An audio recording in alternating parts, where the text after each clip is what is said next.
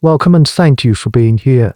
There's no need to do anything at all, simply allow my voice to be a soft companion as you begin to drift toward the quiet story of a life chosen and a fate sealed in ancient Rome, a story about a sacred duty and the terrifying price of a single mistake.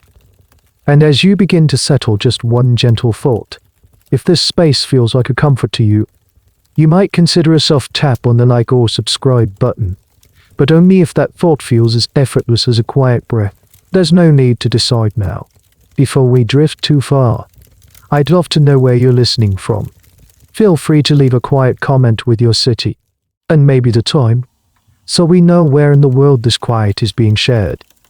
And so, find that gentle darkness in your room, perhaps with a soft blanket pulled a little closer, as we begin our slow drift into tonight's tale.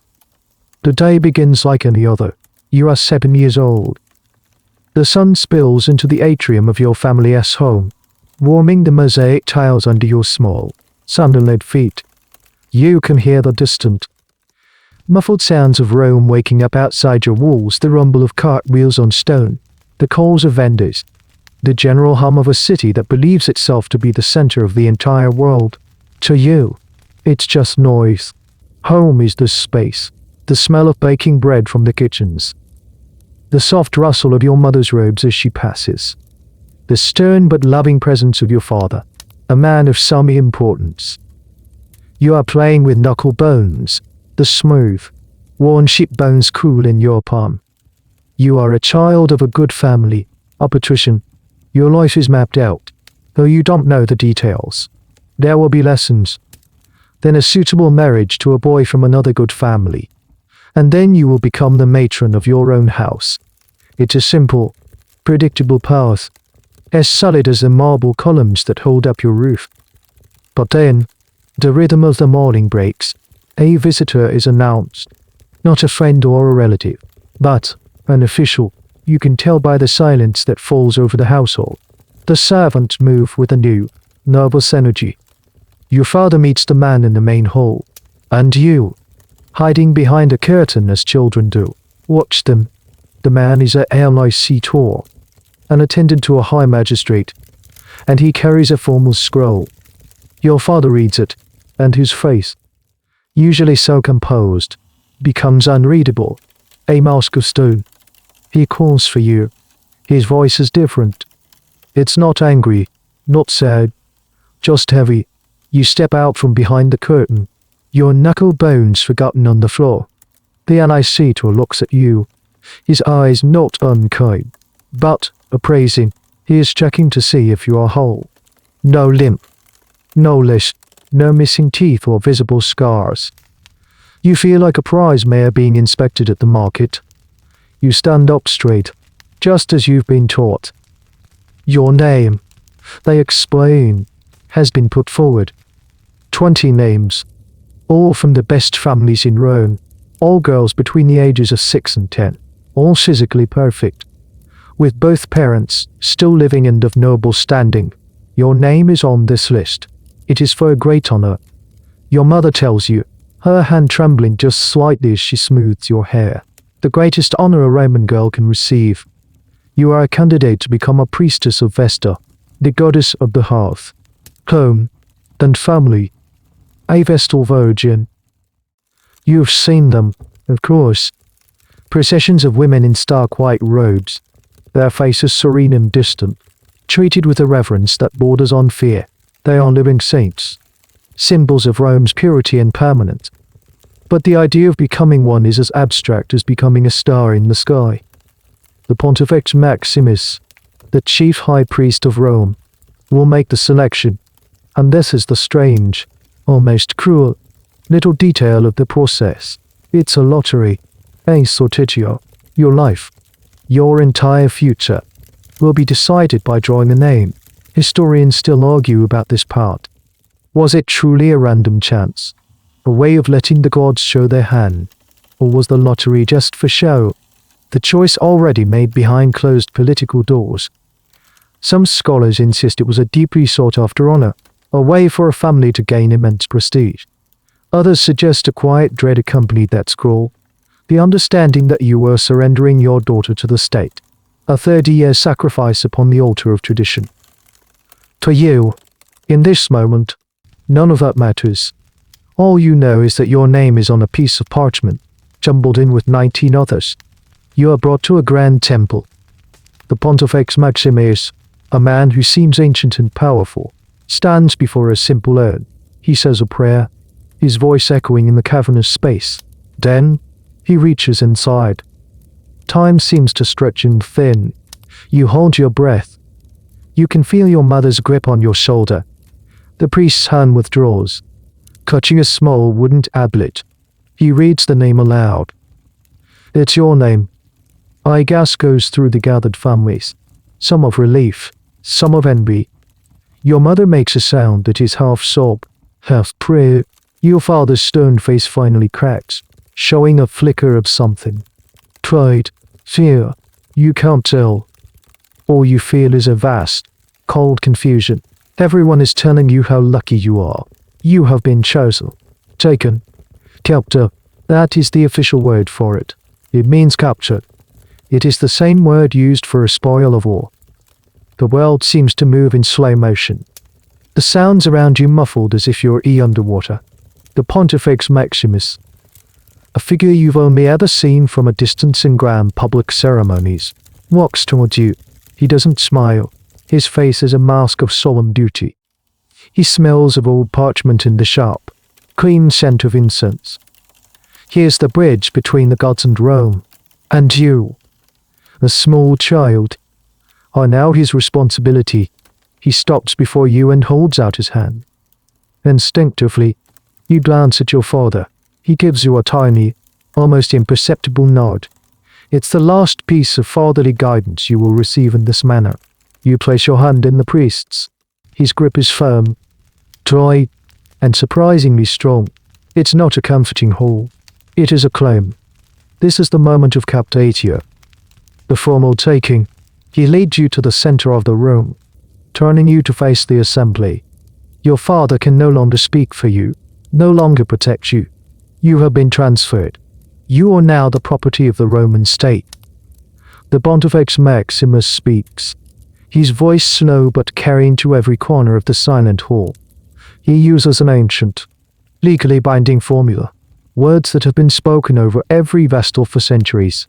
I take you, a mother, he says, using a ritual name that means beloved one, to be a Vestal priestess, who will perform the sacred rites which it is the law for a Vestal priestess to perform on behalf of the Roman people.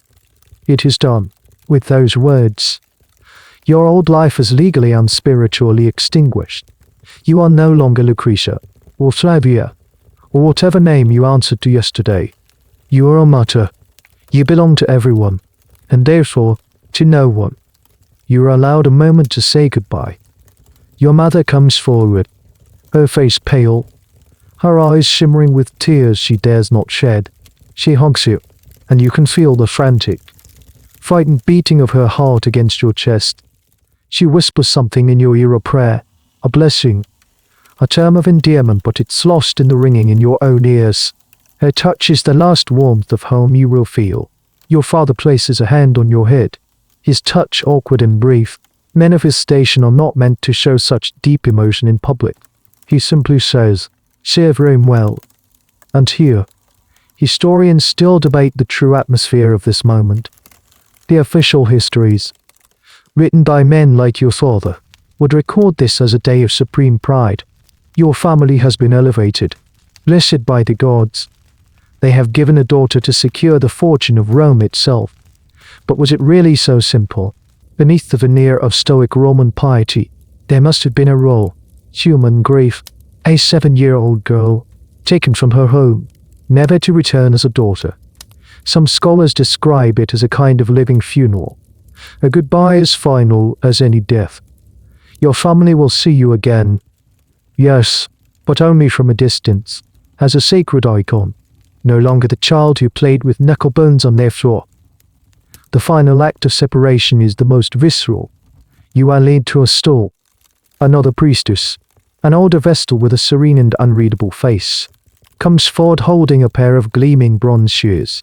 Your hair, which your mother so carefully braided this morning, is to be cut. This is a potent symbol. It's a shedding of your past, a removal of a personal vanity. The cold metal snips close to your scalp. You watch, mesmerized, as your dark braids fall to the marble floor. A part of you, gone. This isn't just discarded. There's a strange, almost magical little piece of lore here. The shorn hair of a new Vestal was collected and taken to an ancient, sacred tree. A lotus tree that was said to be older than Rome itself.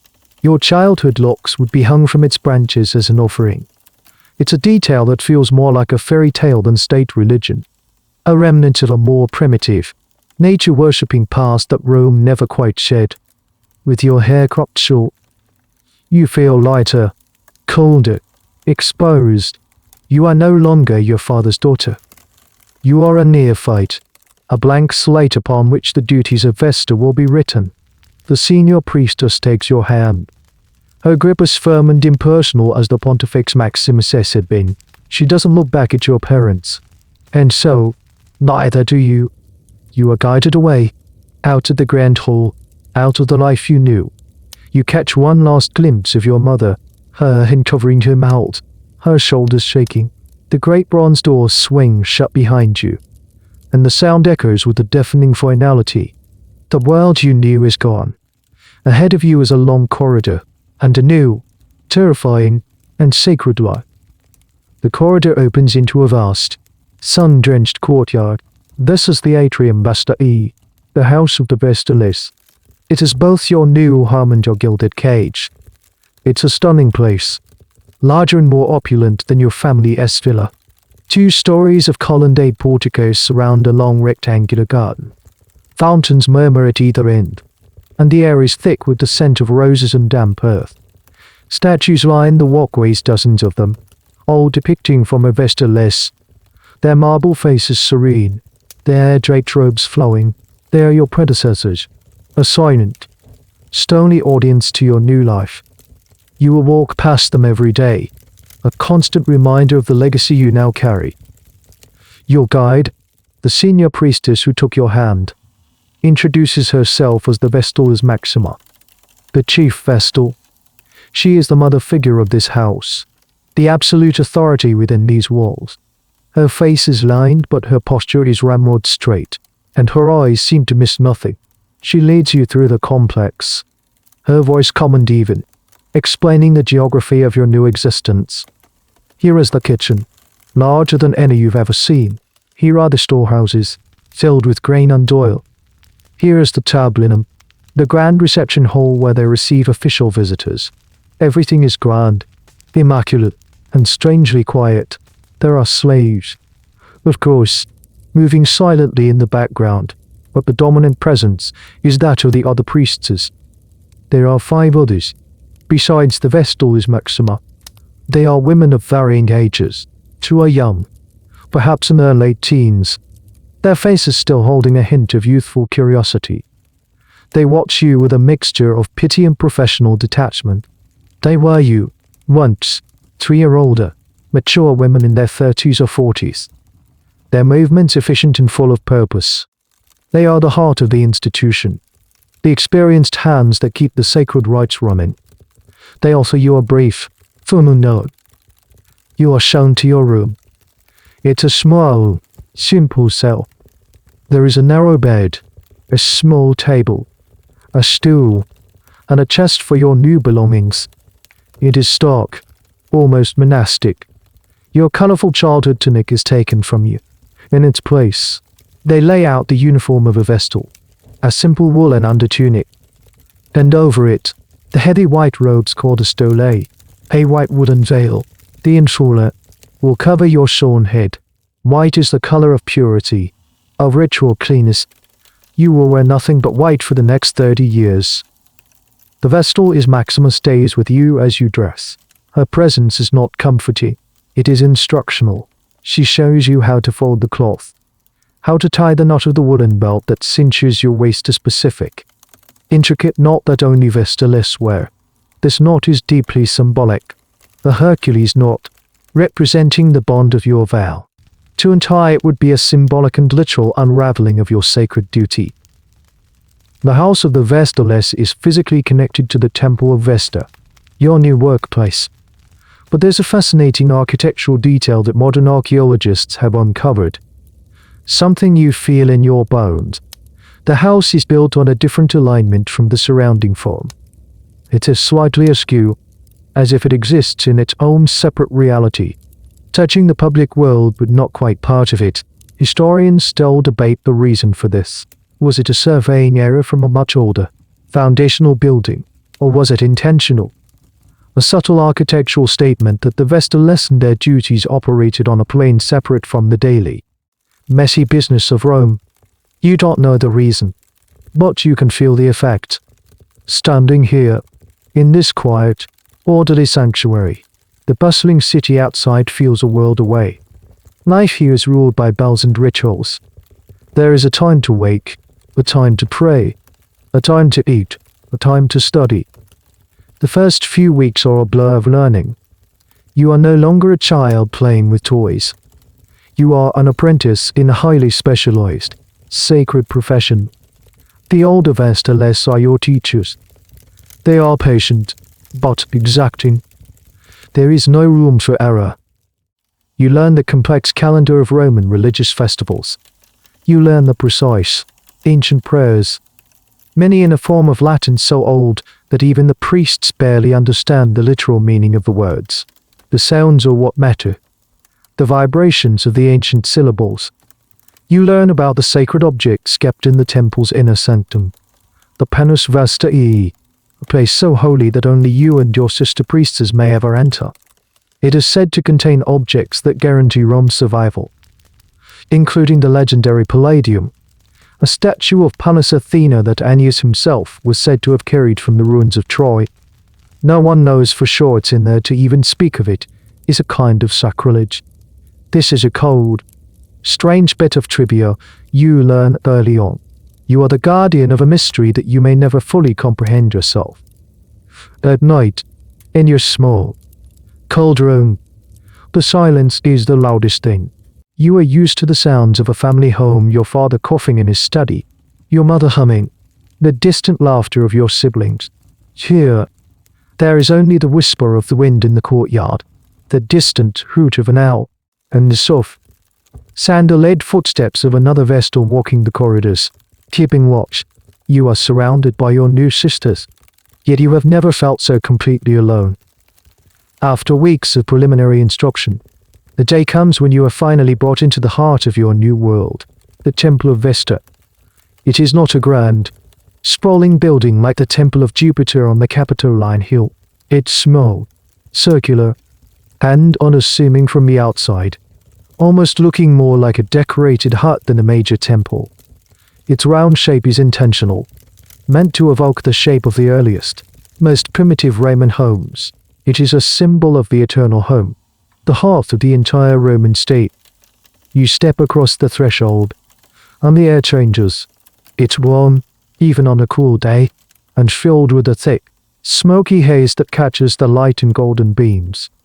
The scent is of burning olive oil, oak wood, and something else, something ancient and clean.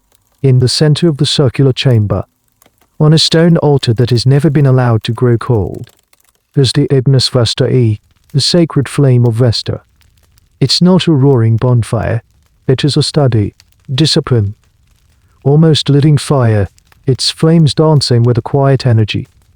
This, the Vestal is, Maxima explains in a hushed voice, is your single most important responsibility.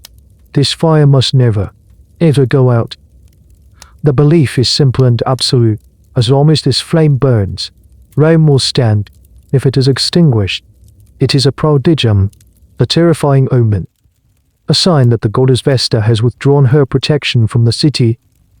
It signals a break in the contract between Rome and the gods, and it foretells imminent disaster, military defeat, famine, plague.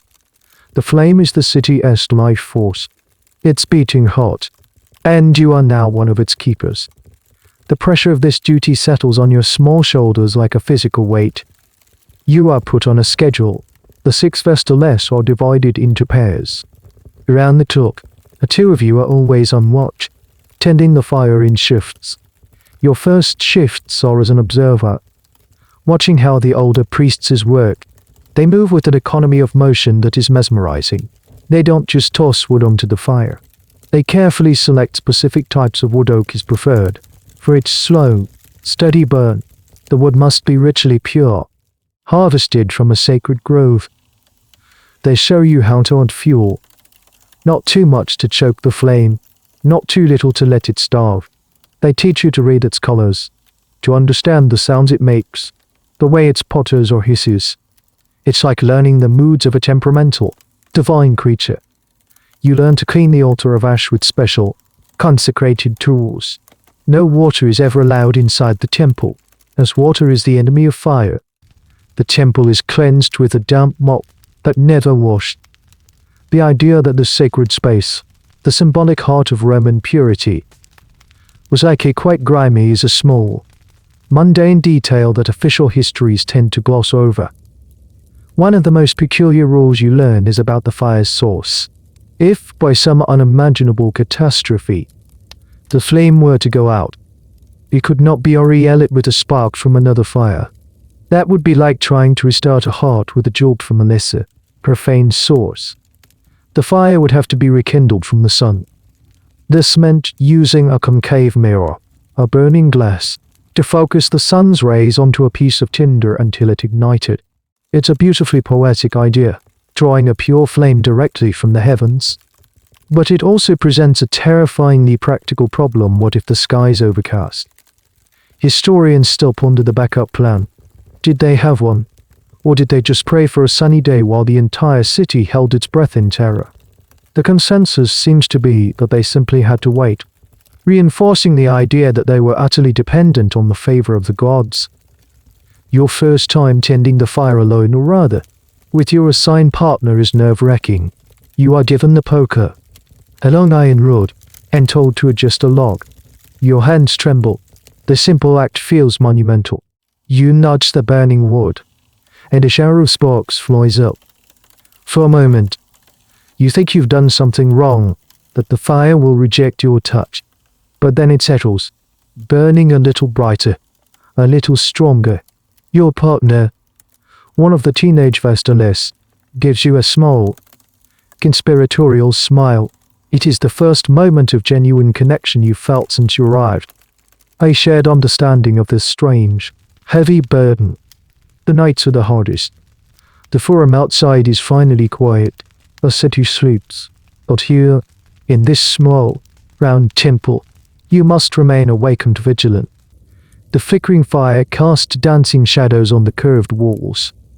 In the deep silence, the crackle and pop of the wood is the only sound. It's easy to let your mind wander. You think of your family, of your warm bed at home, of the life that was supposed to be yours. But then you look at the flame, this small, eternal star burning in the heart of the sleeping city, and you remember your purpose. You are a guardian. You are a sentinel. You are feeding the fire that is Rome itself. And you must not fail. The consequences are unthinkable.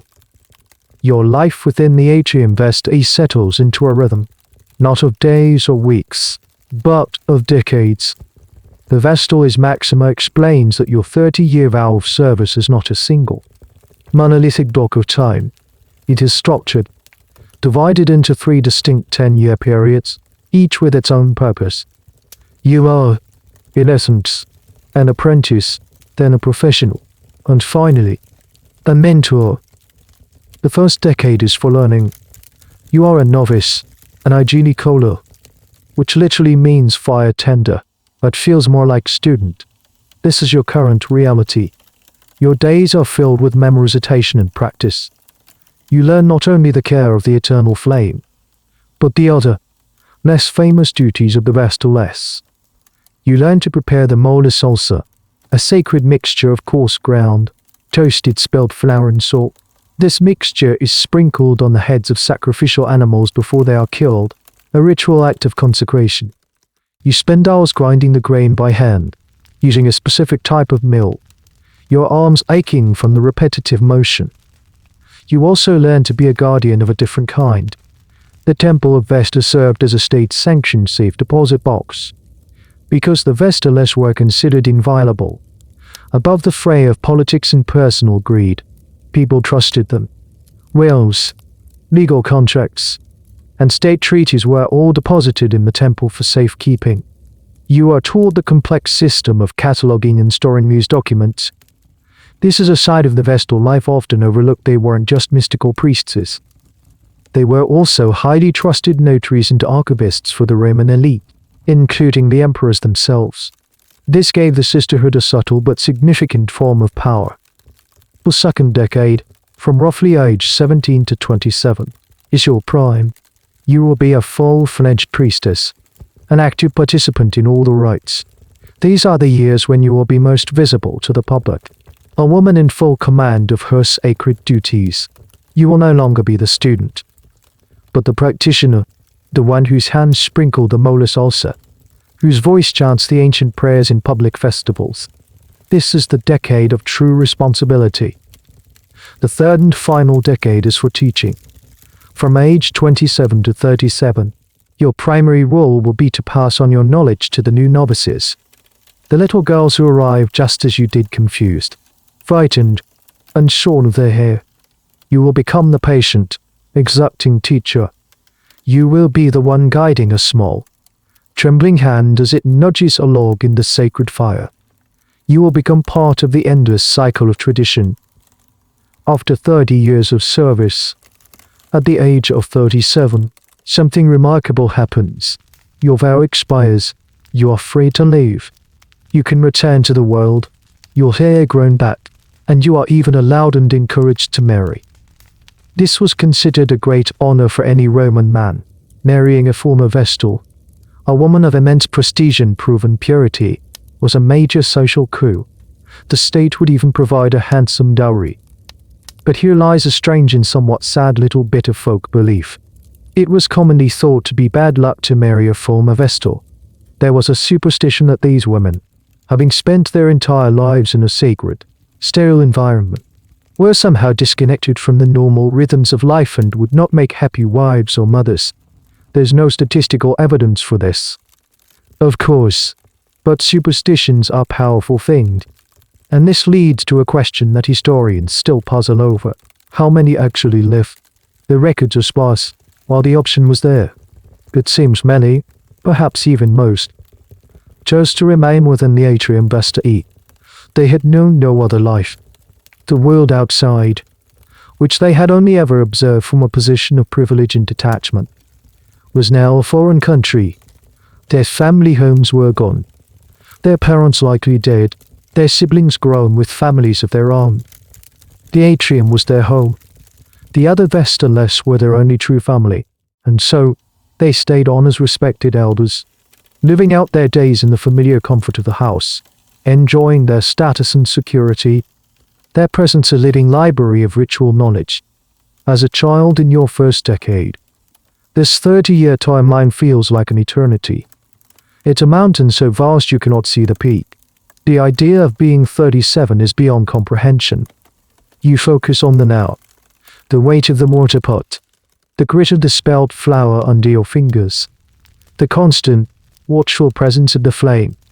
One day, you are assisting with the preparation of the molus ulcer when you see one of the oldest Vestales, a woman who has chosen to stay past her 30 years, sitting in the sunlit garden. Her face is a web of fine lines, and she moves stiffly, but she is watching the novices with a look of profound peace. In that moment, the 30 years don't seem like a prison sentence. They look like a life, a strange, circumscribed, but complete life. For a fleeting instant, you can imagine being her, looking back on a lifetime of service. But the thought is quickly banished by a sharp word from your teacher. The flour is ground to coarsely. You must begin again. The present is all that matters. As the years pass, you grow from a girl into a young woman within the white-walled sanctuary of the atrium. The initial shock and loneliness hardens into a quiet acceptance, which then slowly blossoms into an understanding of your unique position in the Roman world. While you have given up family, marriage, and children, you have received In exchange, a set of privileges and a degree of autonomy almost unheard of for a woman in Rome. You learn this not from lessons, but from observation. One day, a senator, a man of immense power who would not deign to acknowledge a common woman, bows his head deeply as you pass him in the forum. He and his LIC even divert their path to make way for you. This is the law. Everyone, even the highest consuls, must give way to a Vestal Virgin. To obstruct your path is a grave offense. Your person is sacrosanct, inviolable. To harm you, or even to threaten you, is a crime punishable by death. This sacred status gives you a freedom of movement that is astonishing.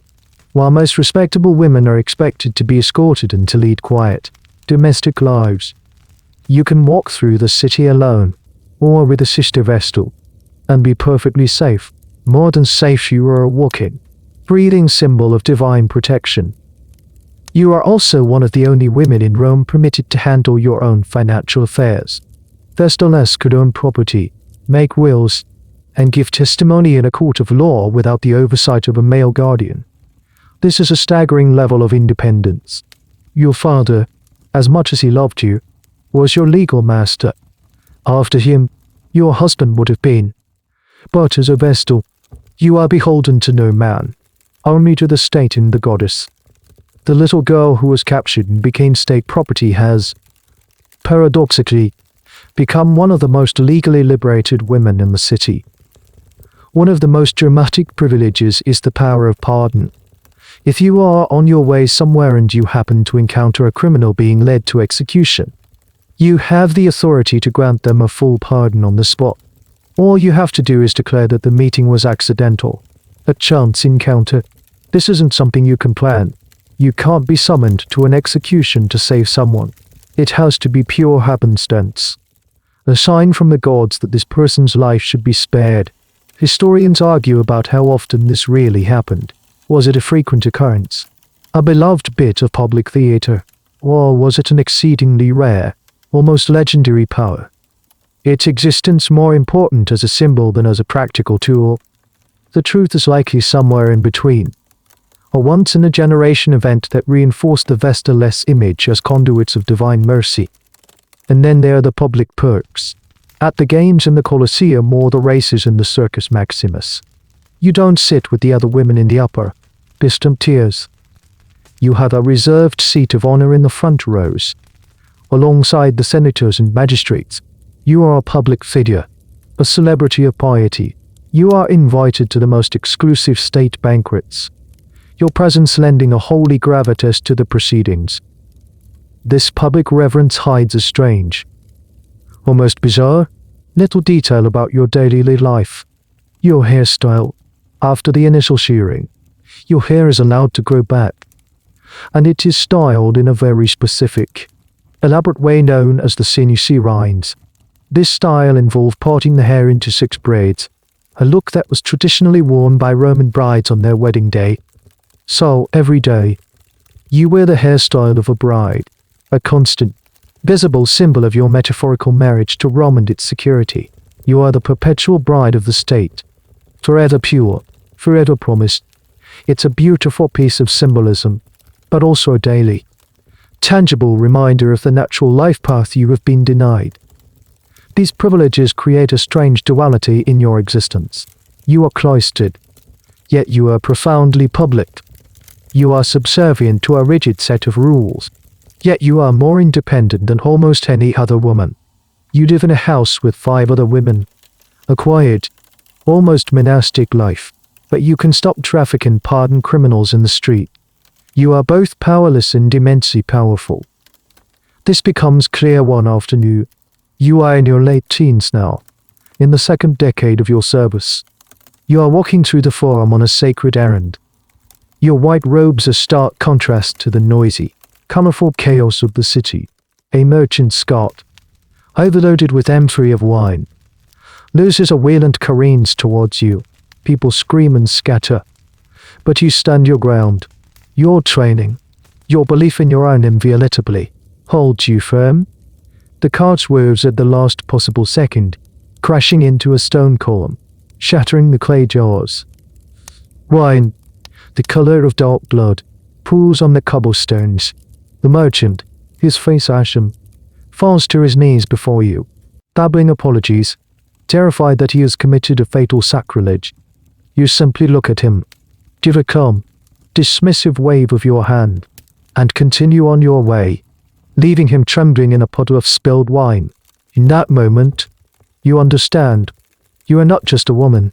You are an institution, an icon, and that is a very heavy thing to be. Within the small universe of the atrium Vesta E, the Vestal is Maxima is your son. She is the administrator, the mother, the disciplinarian. But beyond your white walls, there is a greater, more imposing celestial body whose gravity you all feel. The Pontifex Maximus, the high priest of the Roman state religion. He is, for all intents and purposes, your ultimate boss. He is the one who chose you from the lottery all those years ago. He is the only man legally allowed to enter the inner sanctum of the house of the Vestales, though even he rarely does so, respecting its sanctity. He presides over the major ceremonies in which you participate and oversees the financial endowments that keep your institution running. His relationship with the Vestales is meant to be that of a stern but protective father. The Roman state, through him, has taken you from your biological father, and so he assumes that role. He is responsible for your training, your conduct, and your purity. And that is where the paternal metaphor begins to fray, revealing a much harder, more terrifying reality. The Pontifex Maximus is not just your guardian.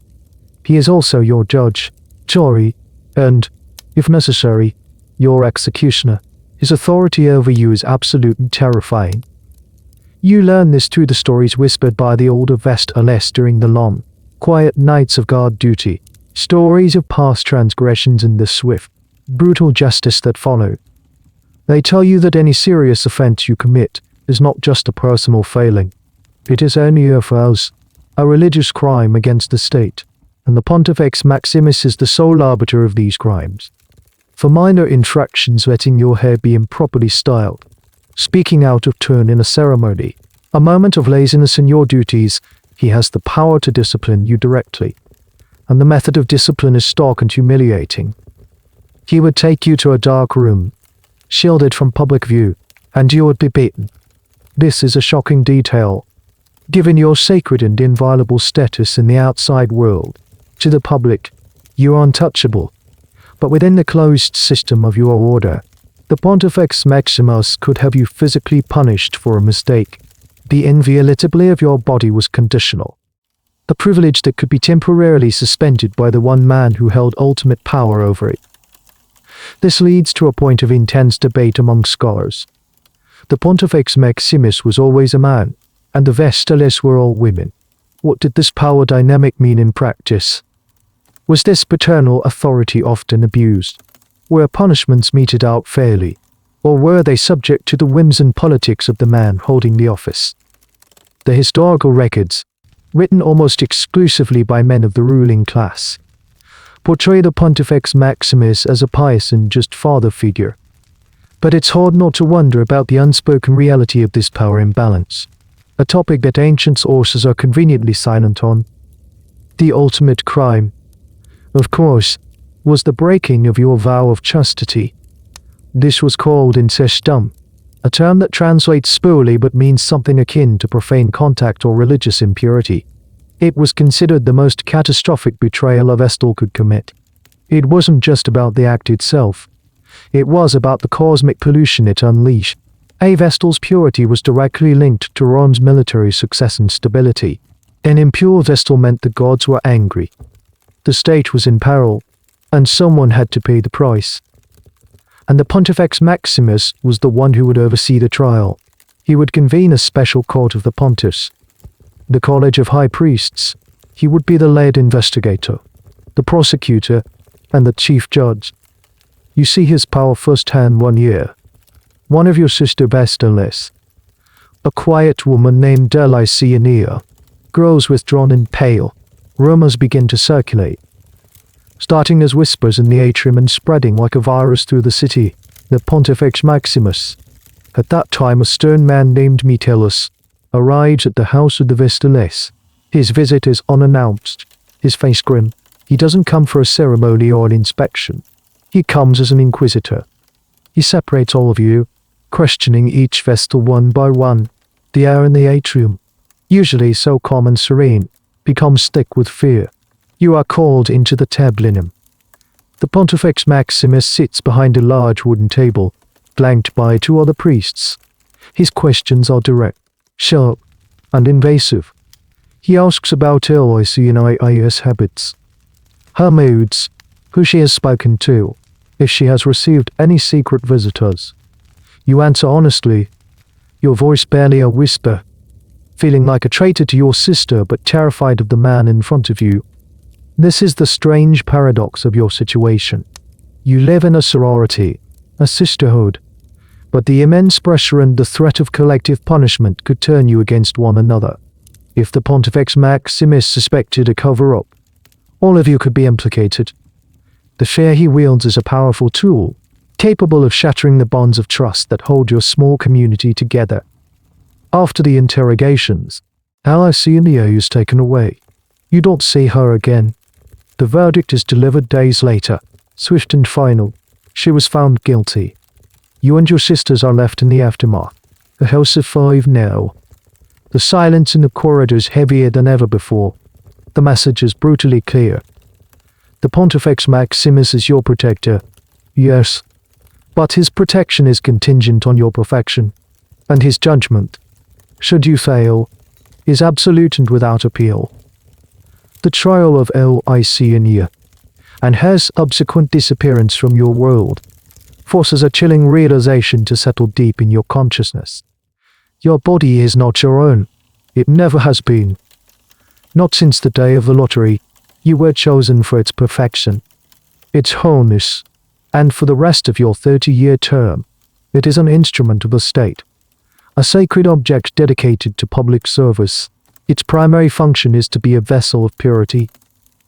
This concept is hammered into you through 100 tiny daily rituals. The way you must wash your hands before handling the sacred objects. The simple, unadorned food you eat, meant to quell worldly passions rather than excite them. The ruffle of your robes, designed for modesty, not comfort. Every aspect of your physical existence is managed and policed, all to maintain the integrity of the vessel.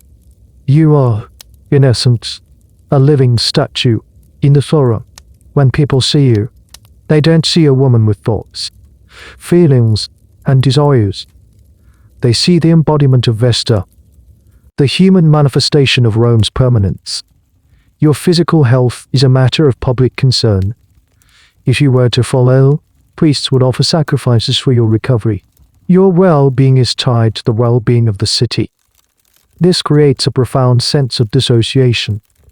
You begin to think of your body as a separate entity, something you are responsible for maintaining, like the sacred flame. You feed it, you clothe it, you keep it clean and healthy, not for your own sake, but for the sake of your duty. It is a tool, and you are its caretaker. This idea of the body as state property extends to the most intimate aspects of your being. Your virginity is not a personal choice or a moral state.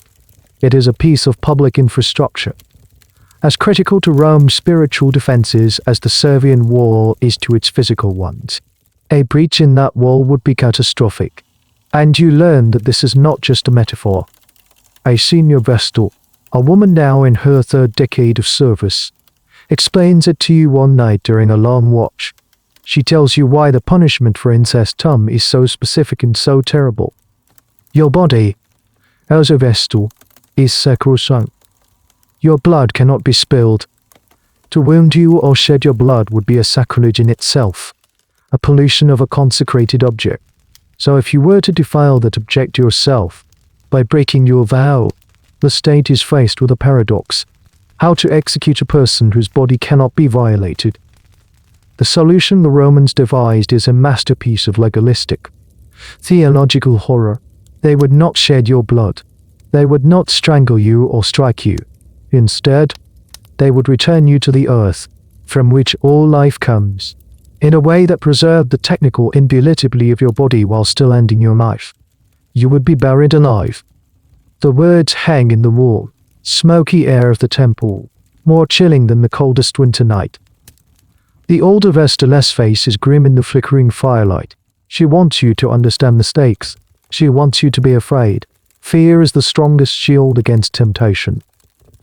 This punishment reveals the terrifying literalness of your situation. If your body is pure, it is a temple that houses the spirit of Rome. If it is profane, it becomes your own tomb.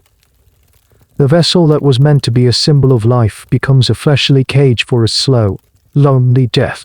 The connection is direct, inescapable, and absolute.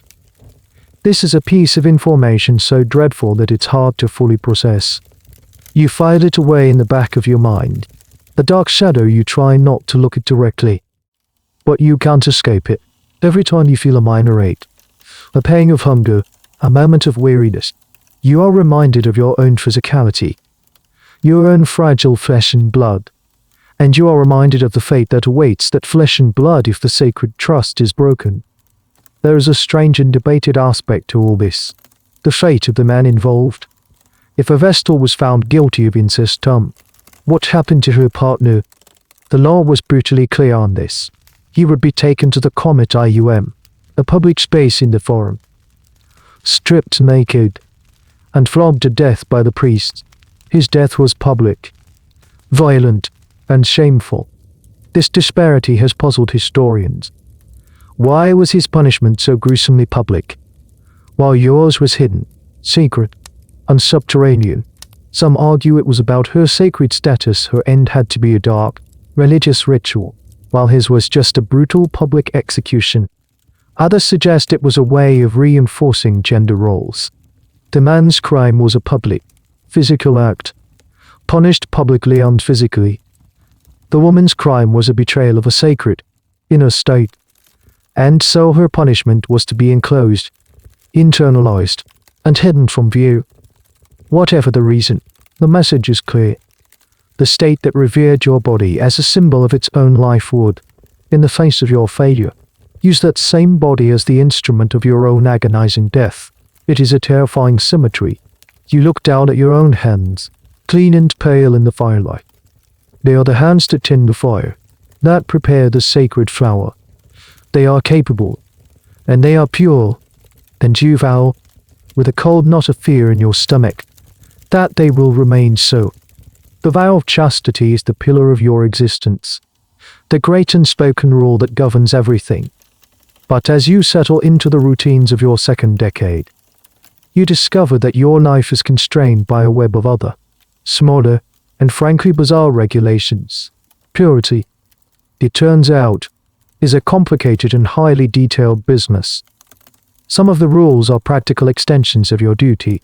You are forbidden from letting the sacred fire be used for any profane purpose. No one can light a lamp or a torch from it, or use it to cook a meal. The flame of Vesta is for Vesta alone. To use it for a mundane task would be to diminish its power. Other rules govern your appearance. You must always be dressed in your white robes when in public. Your hair must always be in the CBC rinds, the six-braided style.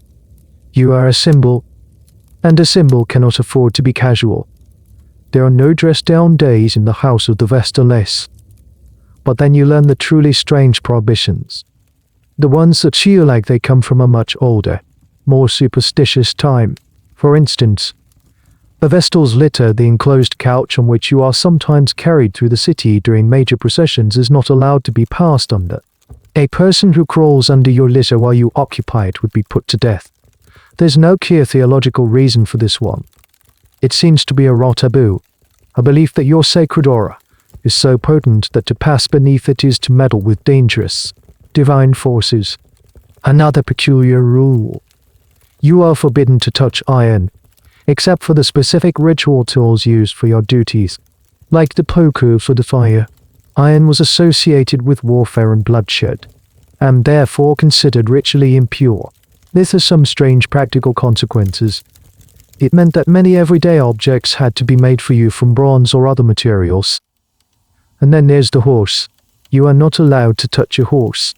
This one has sent historians scrambling for explanations for centuries. What did the Romans have against a Vestal touching a horse? Theories abound. One is that the horse was sacred to Mars, the god of war, and was thus part of a male sphere of influence that you were meant to be separate from. Another theory connects it to the October horse, a specific and very ancient sacrifice where a horse was killed. Perhaps touching any horse linked you to this bloody rite. A more fringe, but fascinating theory suggests a link to the Trojan horse, a symbol of deception and the fall of a city. Something a guardian of Rome's permanence must avoid at all costs. The truth is, nobody knows for sure. It remains one of those wonderful, specific, and ultimately baffling rules that make the past feel so alien.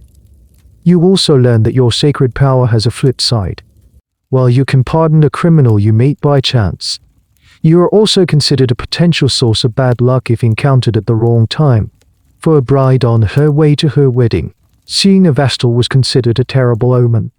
It was as if your permanent, sterile bride status could somehow infect her own fertile union with bad fortune.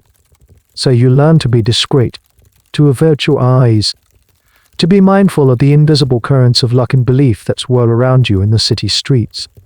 Life becomes a careful navigation of these rules, a constant state of mindfulness. You can't just walk from one place to another. You have to be aware of who might be on the path, what objects you might accidentally touch, whether a horse is tied up nearby. It's mentally exhausting. This intricate network of taboos is not just about keeping you pure. It's about separating you from the normal world. Every rule, from the grand vow of chastity to the strange prohibition on touching a horse, is another thread in the cocoon that isolates you, that makes you different. It makes you other.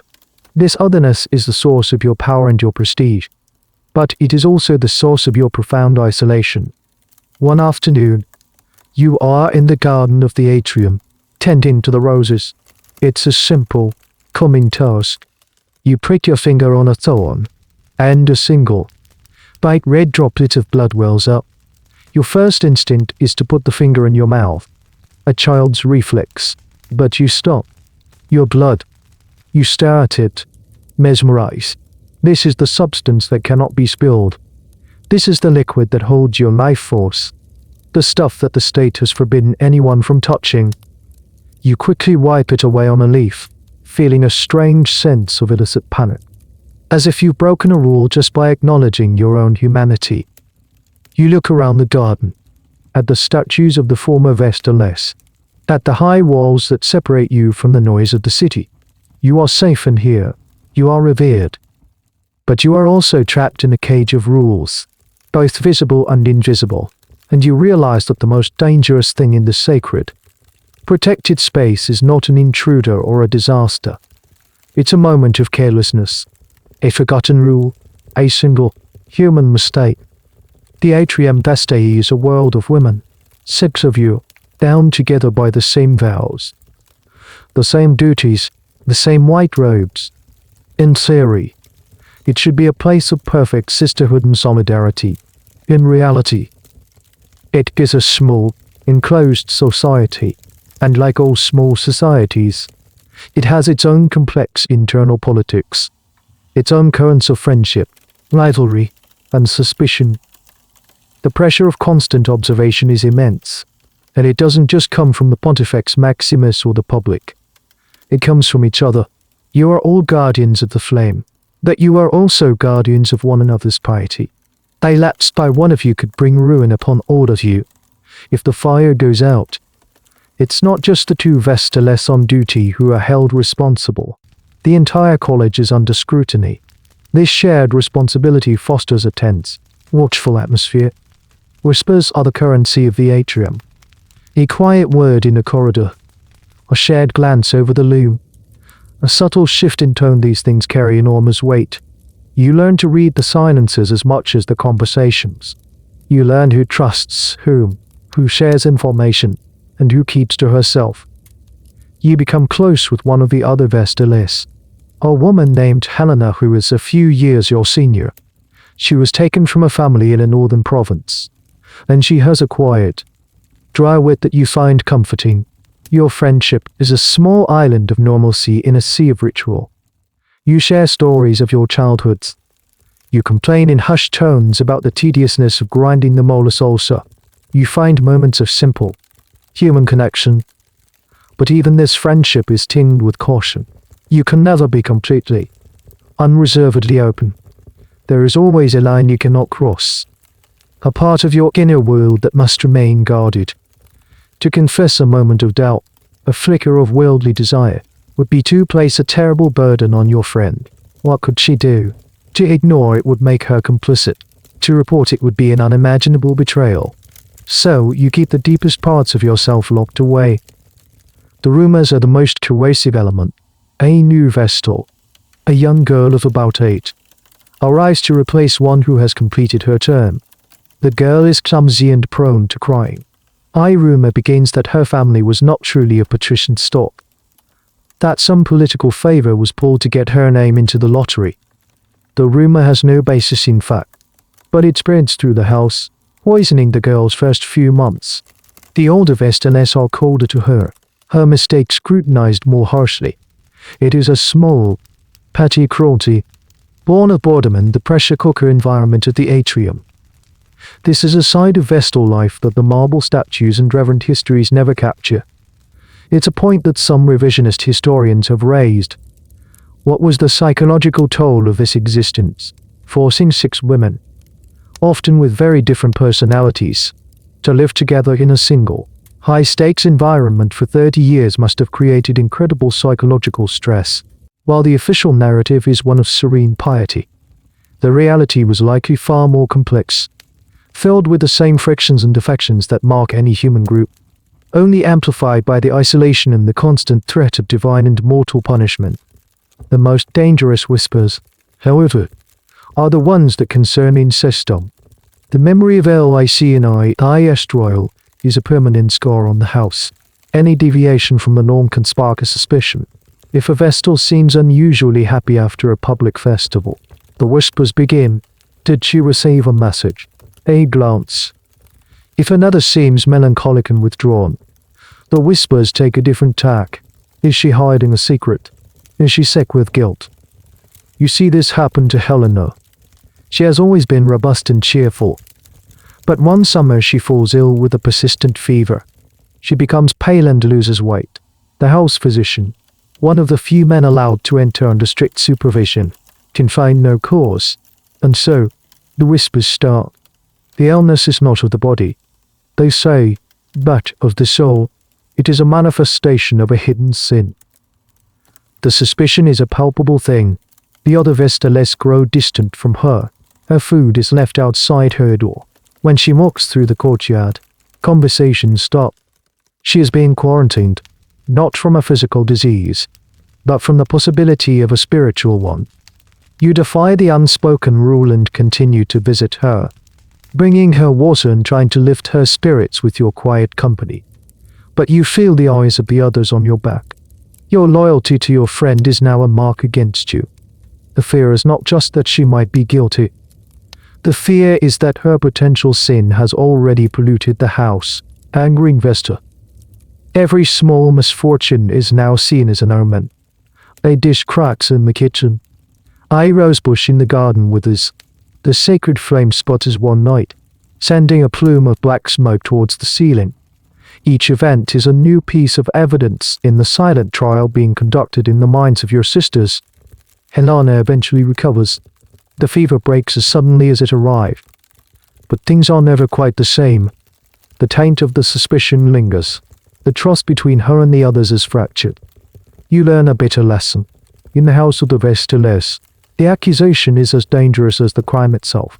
Your reputation for purity is as important as the purity itself. And it is a fragile thing, easily shattered by nothing more than a whisper in a sunlit atrium. Life inside the atrium is a bubble of serene, white and order. But your duties do not always keep you confined within its walls. There are festivals, processions, and state ceremonies that require your presence in the city. Stepping outside the gates of your home is like stepping into another world. and these excursions become your only real window into the life you left behind. The first few times you venture out as a young woman, the experience is overwhelming. The sheer sensory assault of Rome is staggering. The noise, the crowds, the riot of colors after the monochrome world of the atrium, the smells of street food, unwashed bodies, exotic spices, and open sewers mingle in the air. It's vibrant and alive, but also chaotic and messy. You feel a strange mixture of fascination and revulsion. You walk in a procession for the festival of the Lupercalia. You and your sisters walk at a stately pace, your faces composed, your eyes fixed forward, that from the corner of your eye, you see everything. You see merchants hawking their wares, their voices raw and loud. You see children, dirty and barefoot, chasing a dog through an alleyway. You see a young couple, their heads close together, sharing a secret smile. They are all part of a world that you observe, but can never truly join. You are a spectator of life. Your sacred status governs you. A path magically clears before you in the densest crowd. People fall silent as you pass, their faces a mixture of awe, reverence, and a little bit of fear. They see the white robes, the sinewy shrines, and they don't see a person. They see a living relic. This distance is both a protection and a profound source of loneliness. You are in the heart of the bustling city, surrounded by thousands of people, yet you are utterly separate. These forays into the world are where temptation is said to lurk.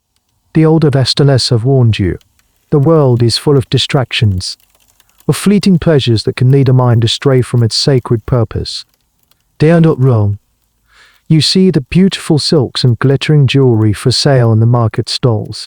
You hear the enticing music spilling out from a wine shop. You see the casual, easy affection between men and women. It's not a grand, dramatic temptation. It's 1,000 tiny pinprickets of longing for a life of normalcy. The simple desire to wear a color other than white. The wish to laugh out loud without it being a breach of decorum. The fleeting curiosity about what it would feel like to be anonymous. To walk through the city without being the object of every stare. There is a much debated historical question about the reality of this temptation. Were the Vestales, isolated as they were, truly objects of desire for the men of Rome? The official lie, of course, is that to even think of a Vestal in such a way was a grave sin. But Roman literature is filled with hints and jokes that suggest otherwise. Poets wrote about the forbidden beauty of the Vestales. Pliny the Younger, a famous writer and official, speaks of the intense public interest when a Vestal was on trial for incest tongue.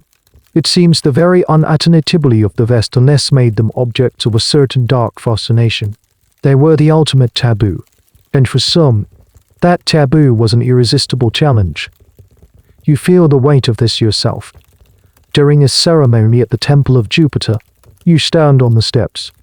A silent participant, you are aware of the hundreds of eyes on you. Most are reverent, but some are different. You can feel them. A lingering gaze from a young soldier in the crowd. A look from a senator in the front row that is more appraising than pious. You have been trained to be oblivious, to maintain a serene and distant expression, but you are not made of stone. You are a young woman, and you are aware that you are being seen, not just as a priestess, but as a woman. The thought is deeply unsettling. It's a violation of the sacred space you are supposed to occupy. You feel a flush of shame, as if their thoughts have somehow stained your purity. You push the awareness down, focusing on the chanting of the priests, on the smell of the sacrificial smoke, on the walk back to the atrium. The city seems different. The vibrant life that had fascinated you now feels vaguely threatening. Every man you pass is a potential source of a dangerous gaze. Every friendly smile could be misinterpreted. The world outside is not just a place of wonder, it is a minefield of potential transgressions, both real and imagined. When you finally pass through the gates and back into the quiet, ordered world of the House of the Vestales, the feeling is one of overwhelming relief. The chaos is shut out, the noise fades.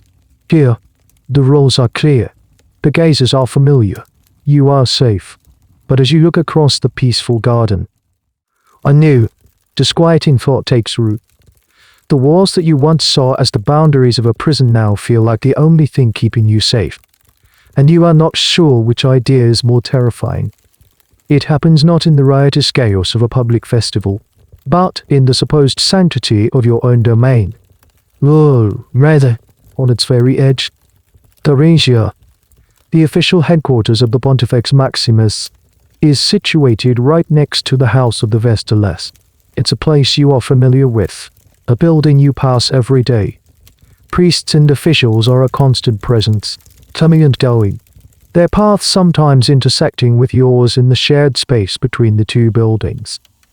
He is one of them, a junior priest, not much older than you, attached to the College of Pontiff. His name is Cassius. You first notice him because he doesn't stare.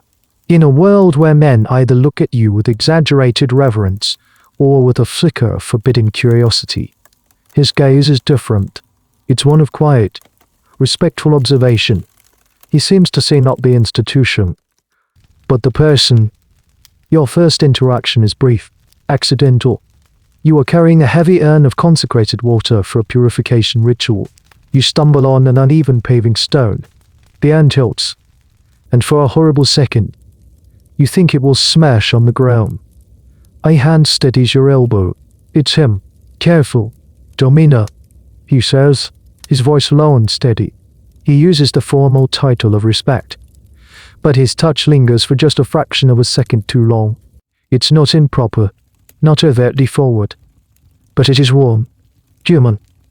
You pull your arm away, your heart hammering in your chest. Don't you murmur, without meeting his eyes, and hurry on your way. But the feeling of his hand on your arm stays with you. It's a tiny, insignificant moment, one that no one else would have even noticed.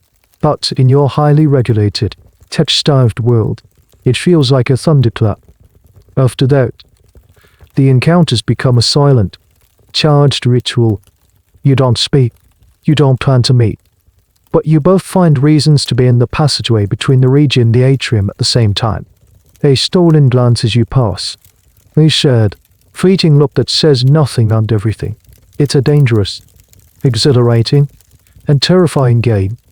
This is the reality of how such a forbidden connection could spark. It wouldn't have been a dramatic, clandestine meeting in a dark alley. It would have been born in the small, permissible overlaps of your two worlds. This is a point that historians who study the trials of Vestales often emphasize. The accused men were rarely strangers.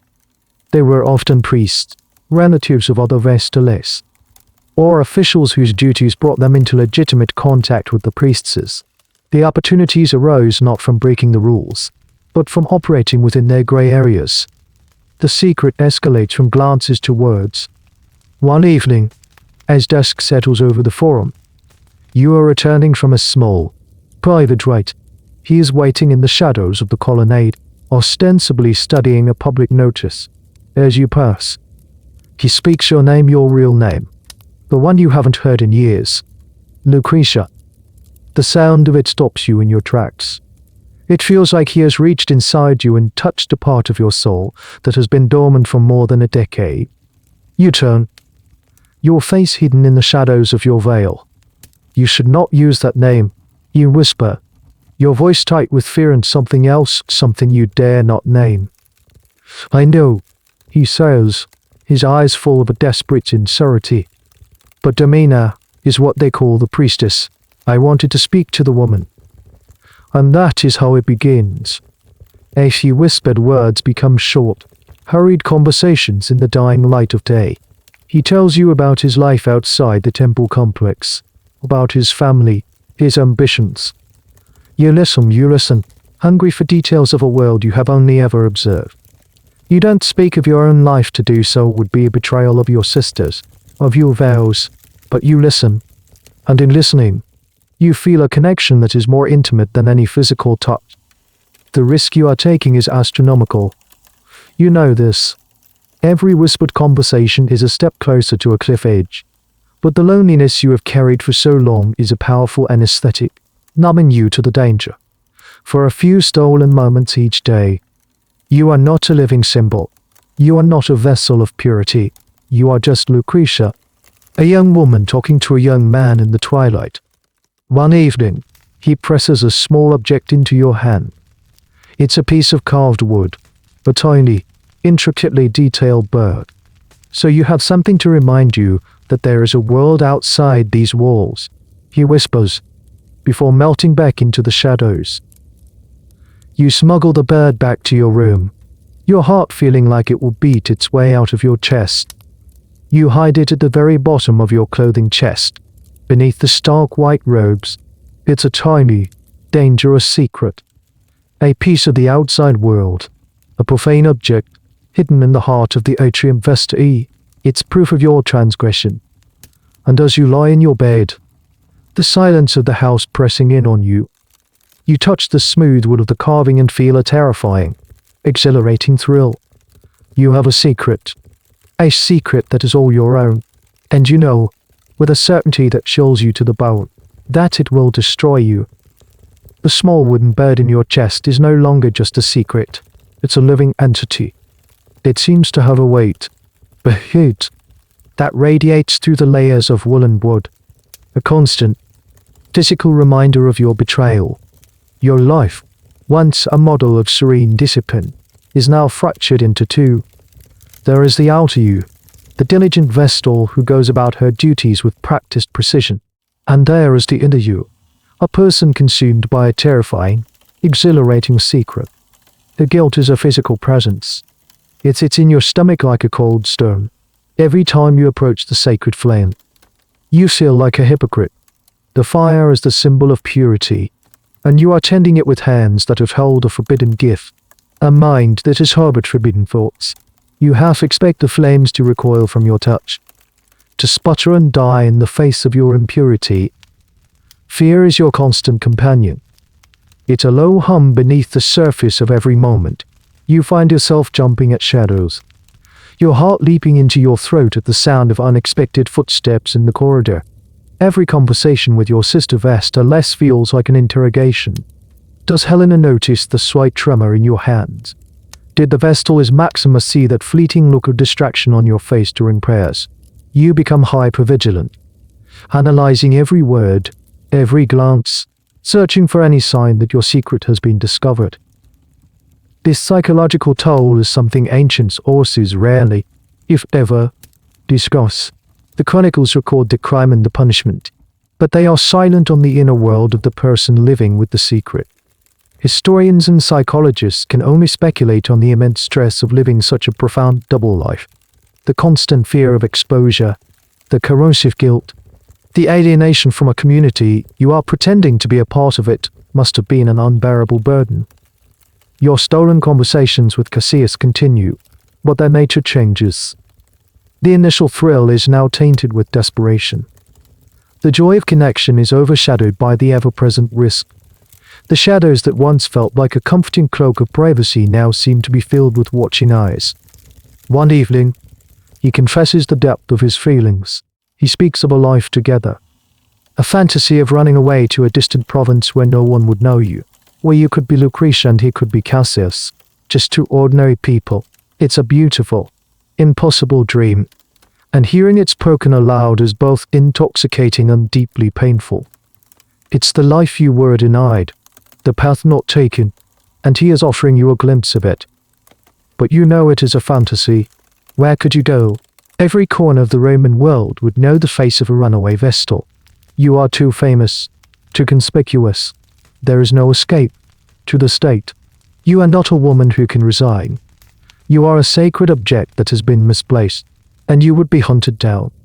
The secret begins to affect you physically.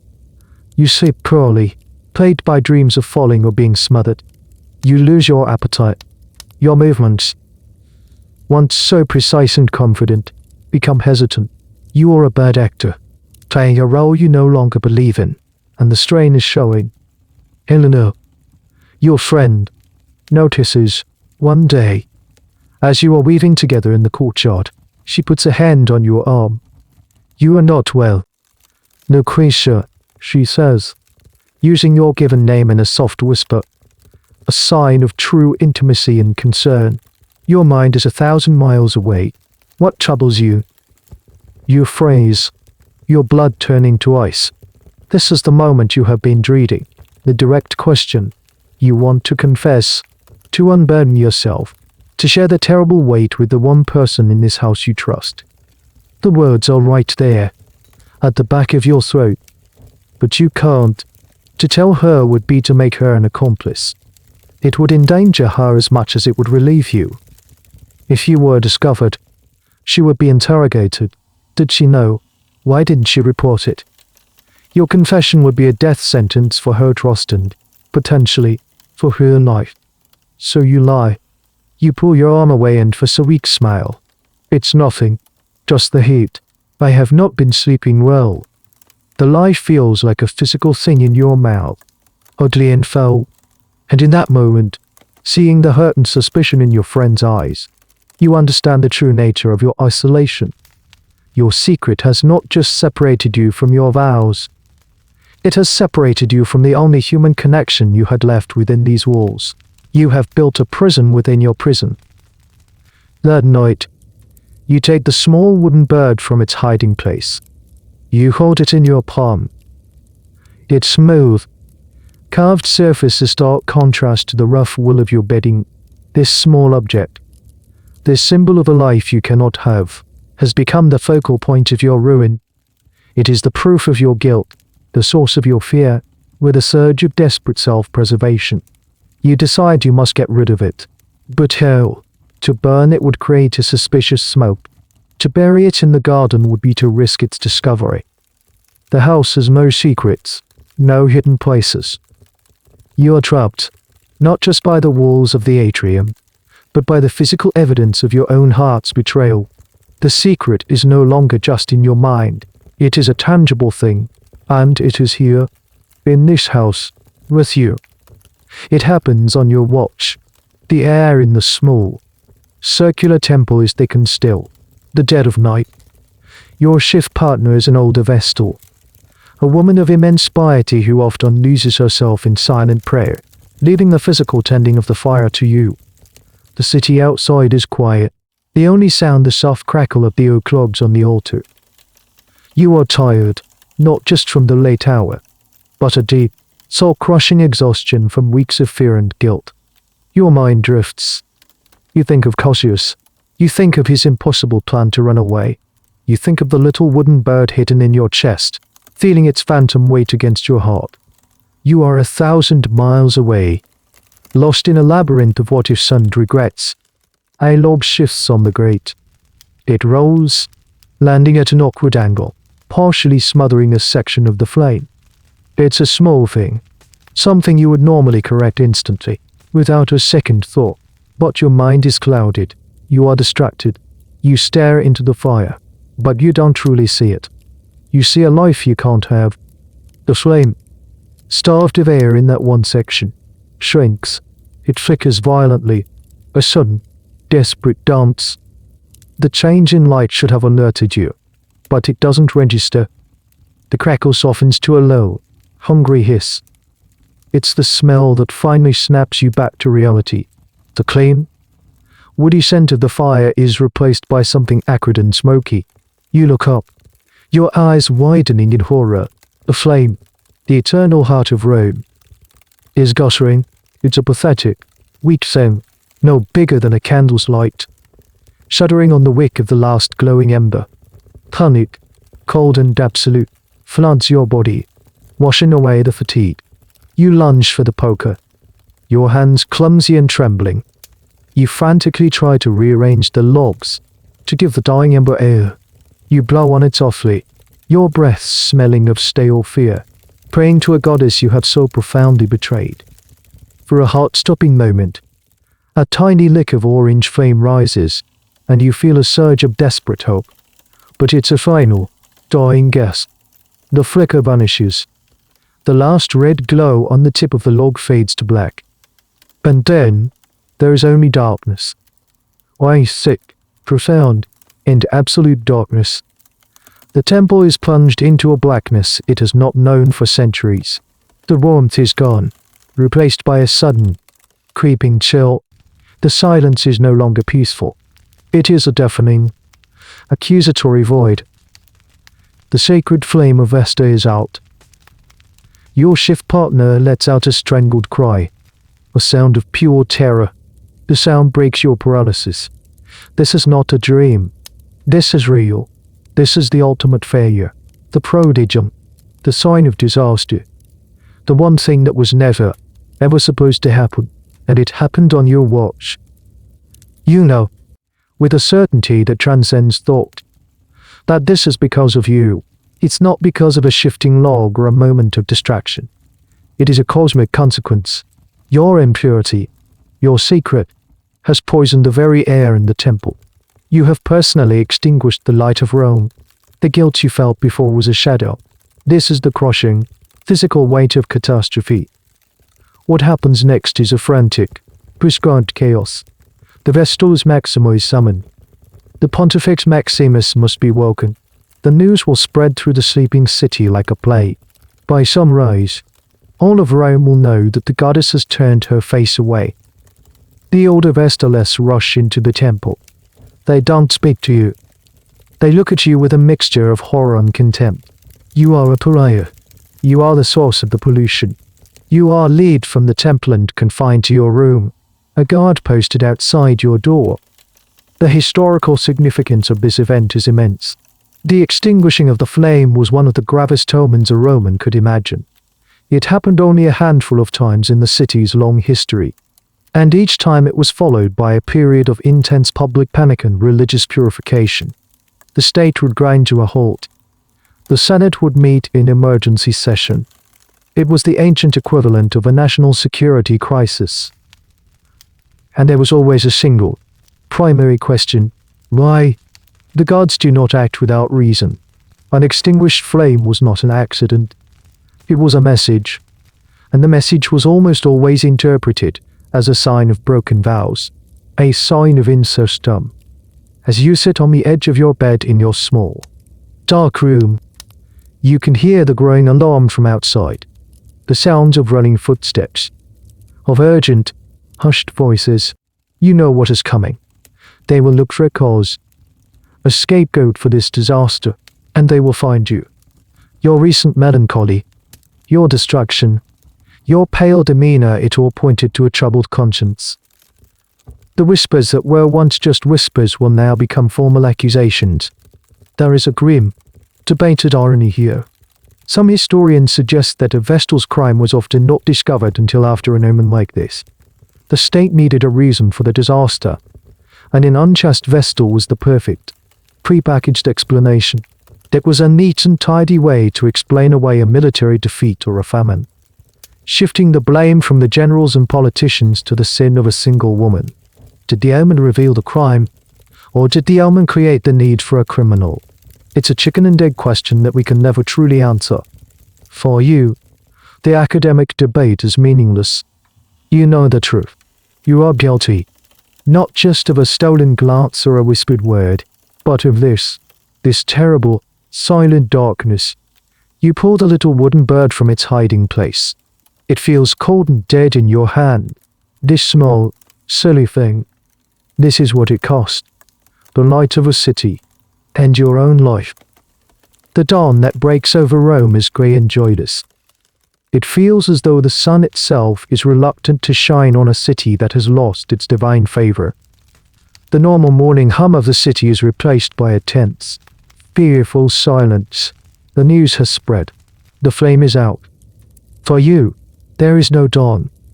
You are still in your small, windowless room. The guard at your door has not moved. Hours pass in a state of suspended animation. You don't eat. You don't sleep. You just sit on your bed, clutching the wooden bird, waiting for the inevitable. It comes in the form of the grim-faced Lic Torsum, the Pontifex Maximus himself. He stands in your doorway, and the full weight of his authority fills the small space. His face is not angry, it is something far worse. It is cold, remote, and filled with a terrible, righteous certainty.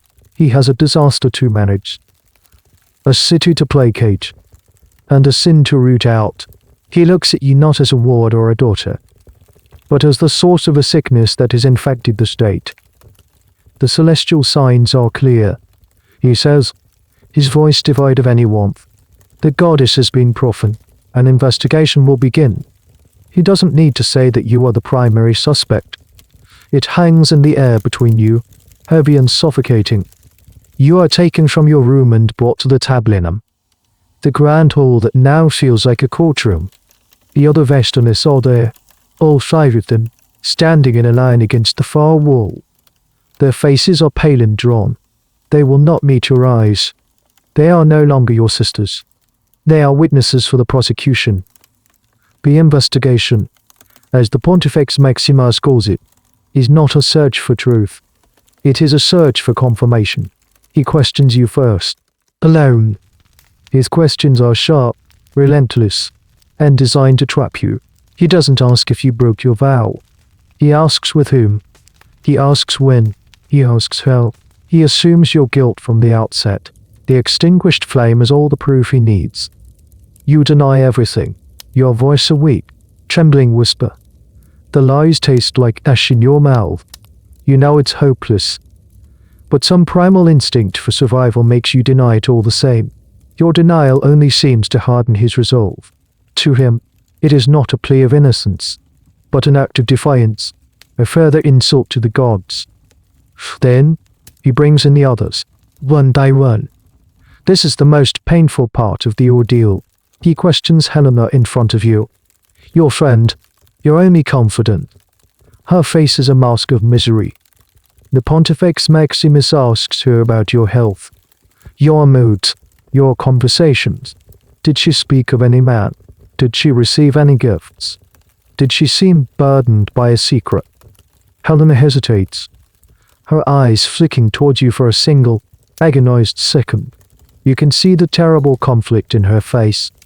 The choice you saved her from making before is now being forced upon her by the most powerful men in Rome. She can lie to protect you and risk being implicated in a sacrilege. Or she can tell the truth, as she knows it, and condemn you. She has been distant, Helena says, her voice barely audible, sad, not herself. She doesn't invent a lie, but she offers no damning details. It is the most she can do for you, a small act of mercy in a merciless situation. But it is enough. For the Pontifex Maximus, this vague testimony is a confirmation. He twists her words, repeating them with emphasis. Distant, sad, burdened by the guilt of her sins. You mean? This process highlights a crucial, and often debated, aspect of these trials.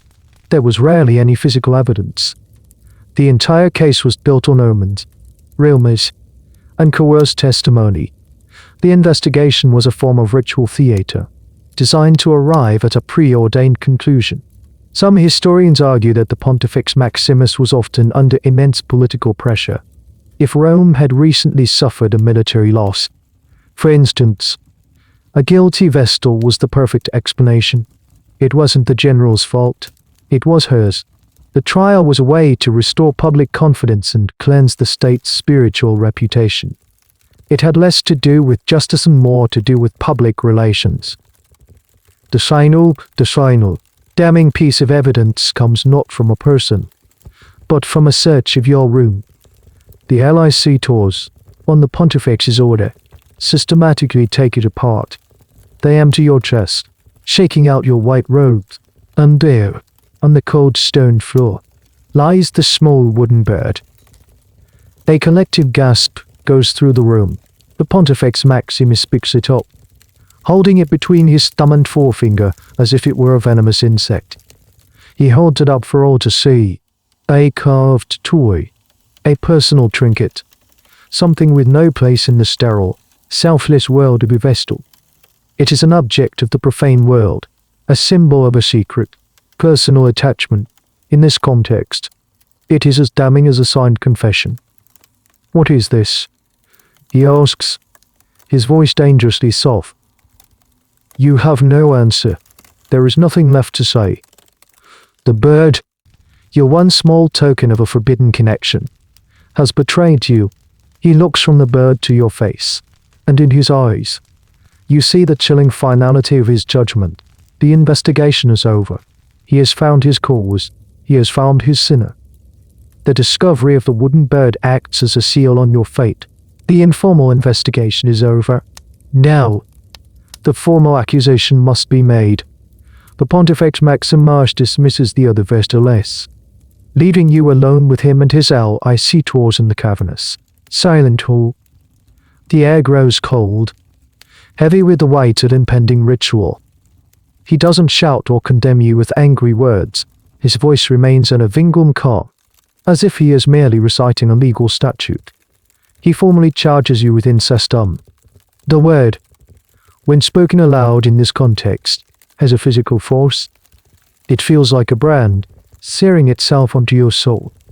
It is the ultimate stain, the religious crime from which there is no cleansing, save one. You are no longer a Sister Vestal, a priestess of Rome. You are a polluted one. Your sacred status is stripped from you, not by a formal decree, but by the accusation itself. The invisible shield of inviolability that has protected you for years simply evaporates. You are now just a criminal, awaiting sentencing.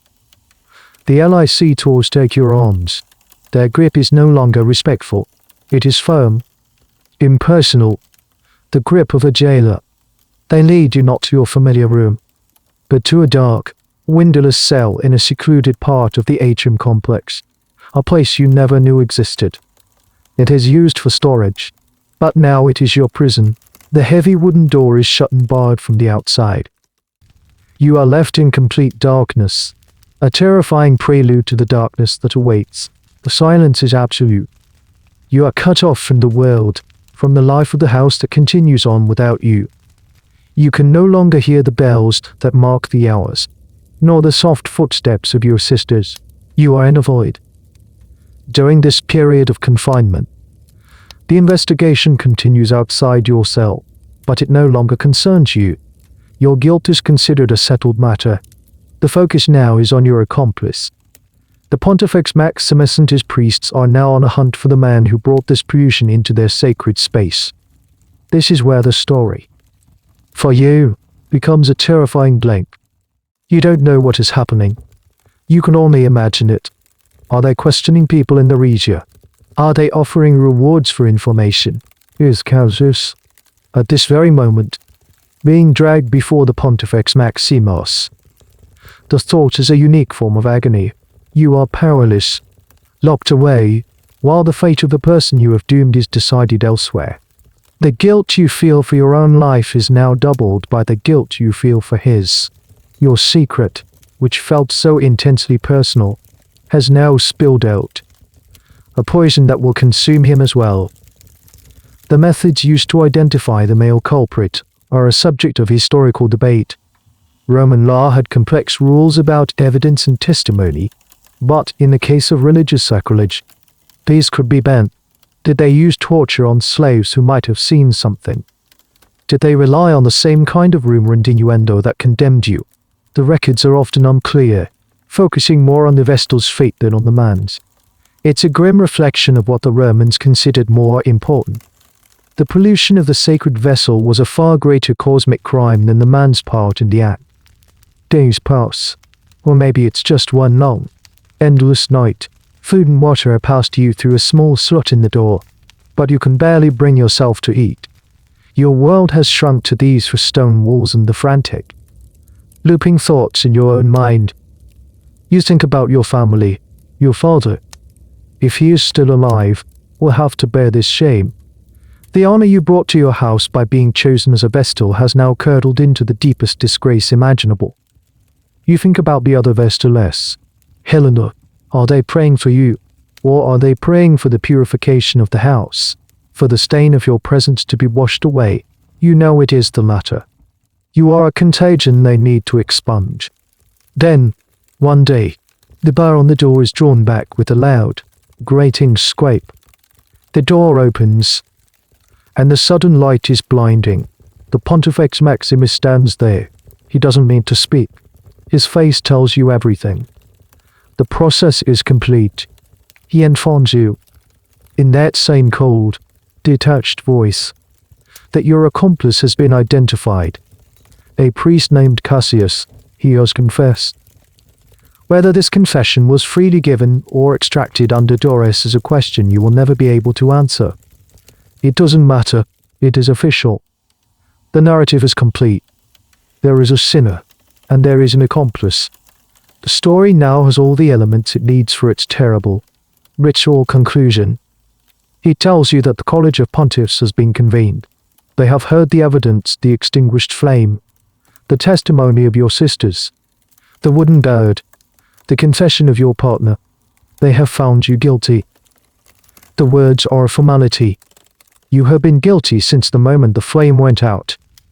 But hearing them spoken aloud, as the final, irrevocable judgment of the highest religious authority in Rome, extinguishes the last, faint ember of hope inside you. There will be no appeal. There will be no mercy. There is only the sentence. The trial is a formality, a piece of theatre for the benefit of the gods and the state. There is no defense.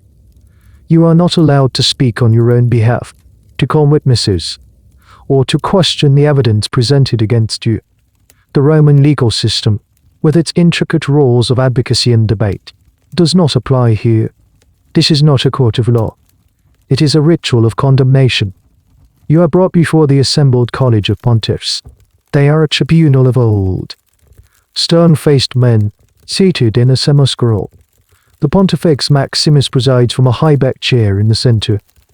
The proceedings take place not in a public basilica, but within the confines of the Regia. This is an internal matter of the state religion, a cleansing of their own house. You are made to stand in the center of the room. Your white robes, once a symbol of honor, now feel like a costume for a tragic play.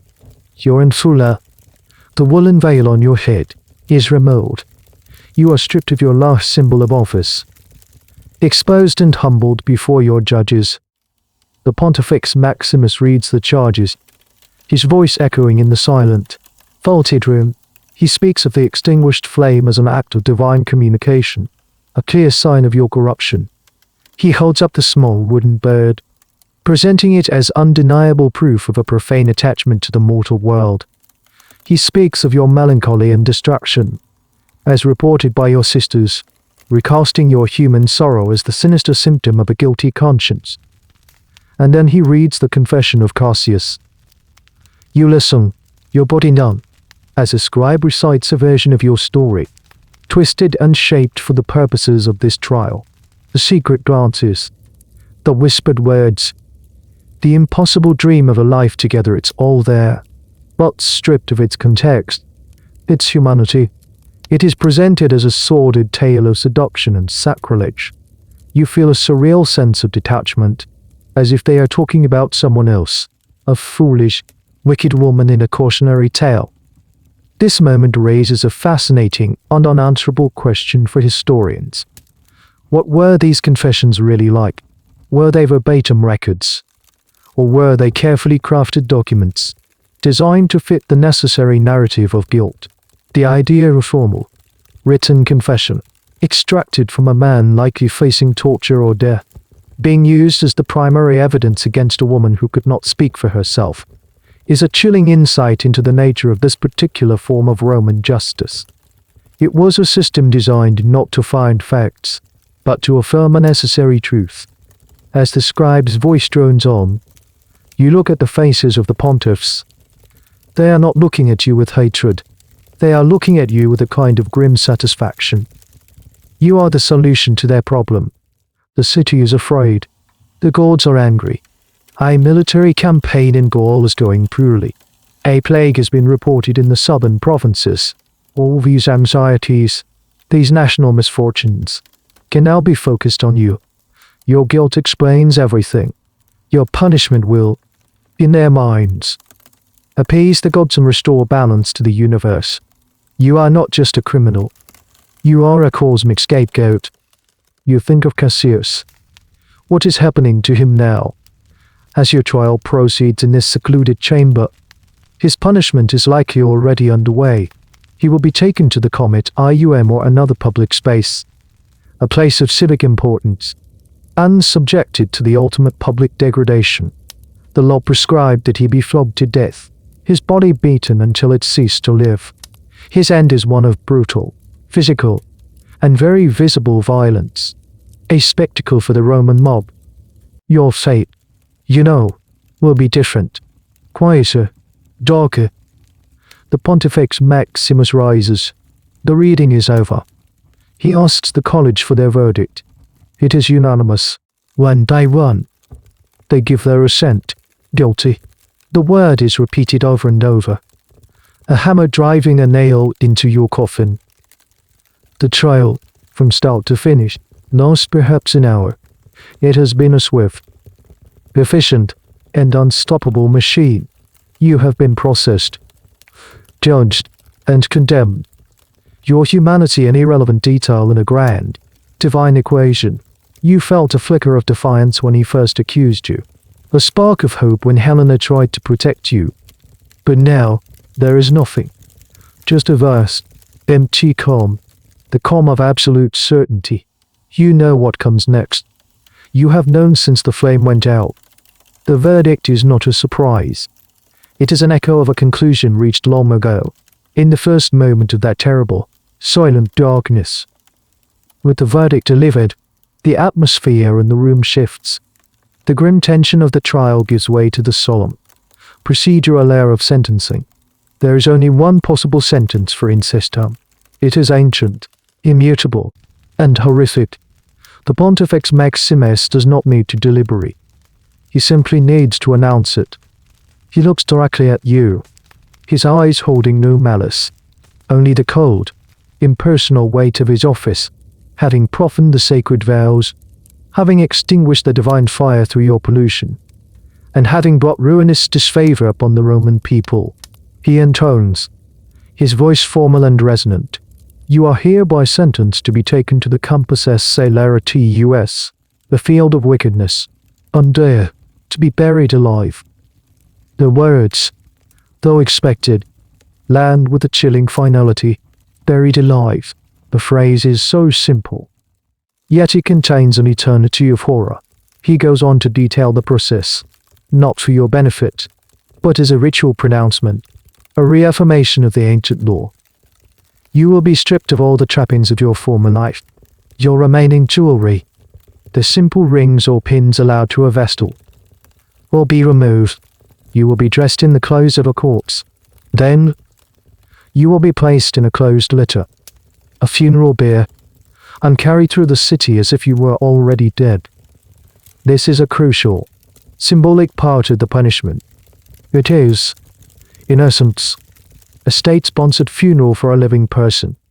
The procession is designed to show the world that you are no longer among the living. You have died to the city, legally and spiritually, at the moment of your sentencing. He specifies the destination, the Campus Celerity US. It is a piece of ground just inside the city walls, near the Collini Gate, a place whose very name signifies its grim purpose. It is unhallowed ground, a pocket of desecrated earth in a city obsessed with sacred boundaries. Then, he describes the tomb itself, an underground chamber, small and stark, and he details the final, cruel provisions that will be placed inside with you. A loaf of bread, a pitcher of water, a small amount of milk, and a little oil for a single lamp. This last detail is a masterpiece of Roman religious legalism, and a point that has fascinated and horrified historians for centuries. Why provide food and water to someone you are executing? The reason is tied to the paradox of your sacred status. Your body is still, technically, sacrosanct. To actively starve you to death would be a direct act of violence, a violation of that taboo, by providing a pittance of sustenance. The state absolves itself of the direct responsibility for your death. You will not die from their hand. You will simply cease to live when your meager provisions run out. They are not killing you, they are merely consigning you to a place where life is no longer possible. It's a semantic and theological loophole, a way to commit a religiously sanctioned killing without getting blood on their hands, either literally or figuratively. The lamp is the most poetic and cruel detail of all.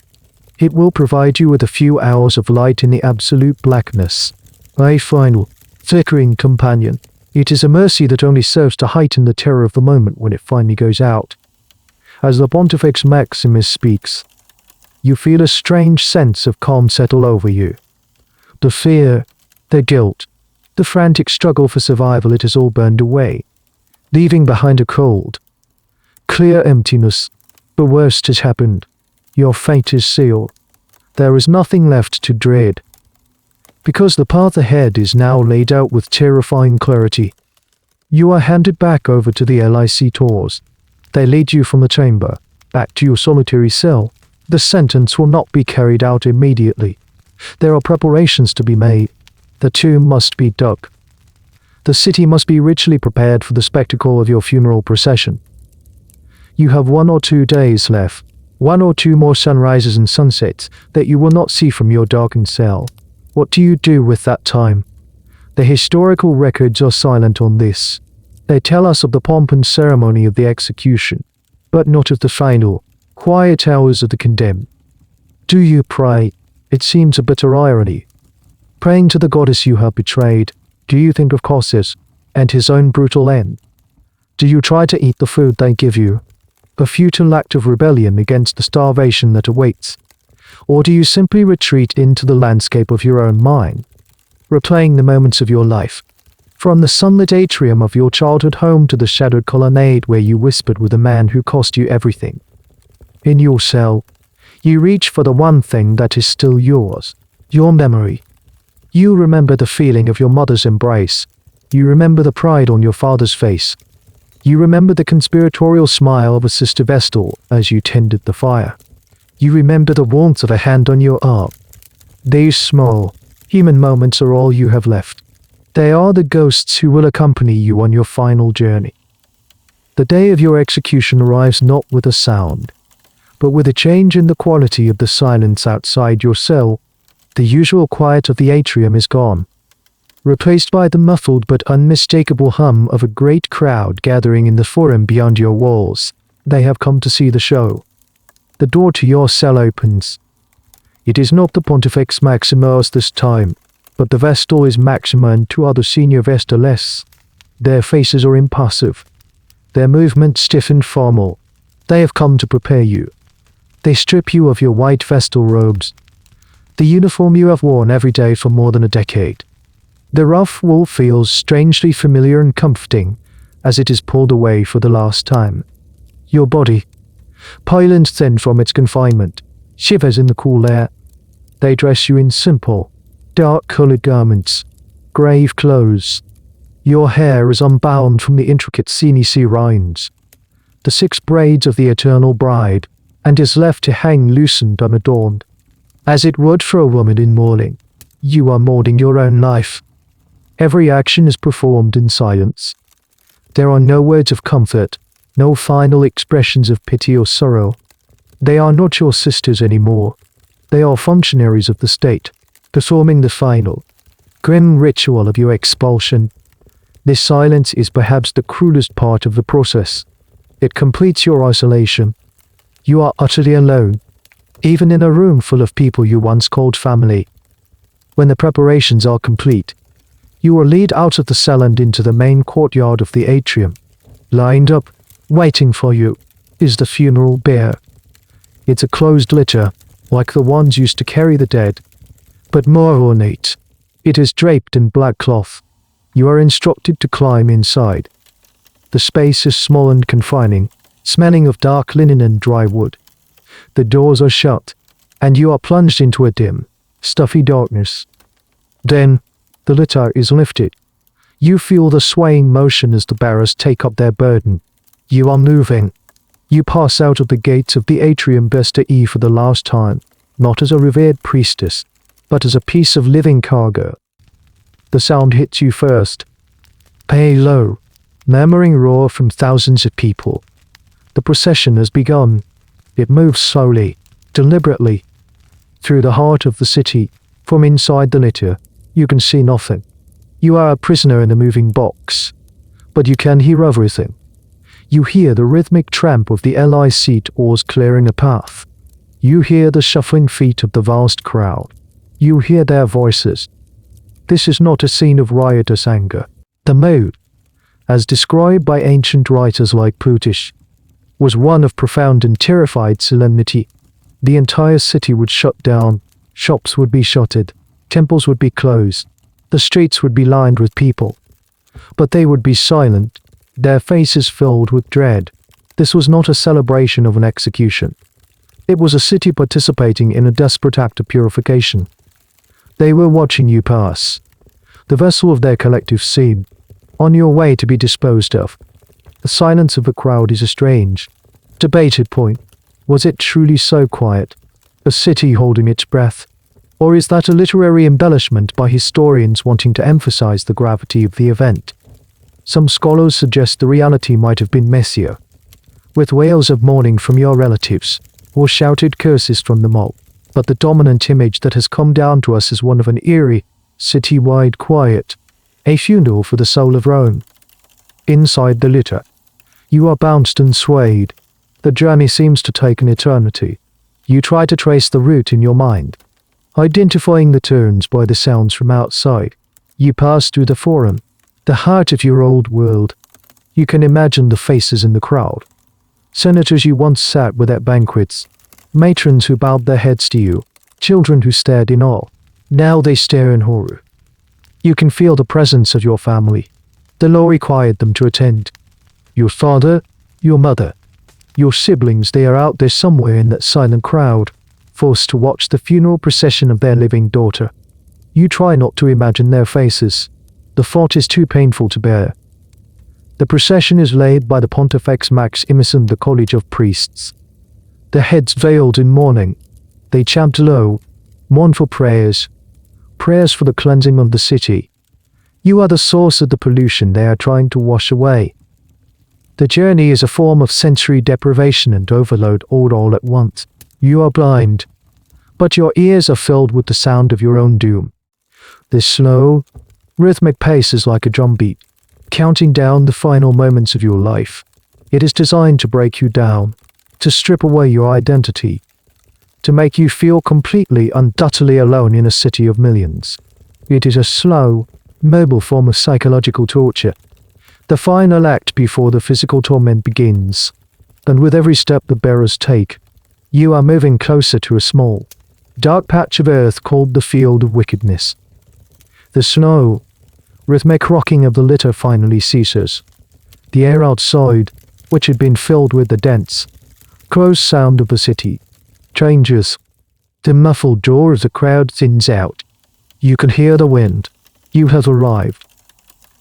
The doors of the litter are open, and you are blinded by the harsh light of day. You stumble out, your eyes struggling to adjust. You are no longer in the familiar, stone-clad heart of Rome. You are in an open, desolate space. This is the Campus Celerity US, the field of wickedness.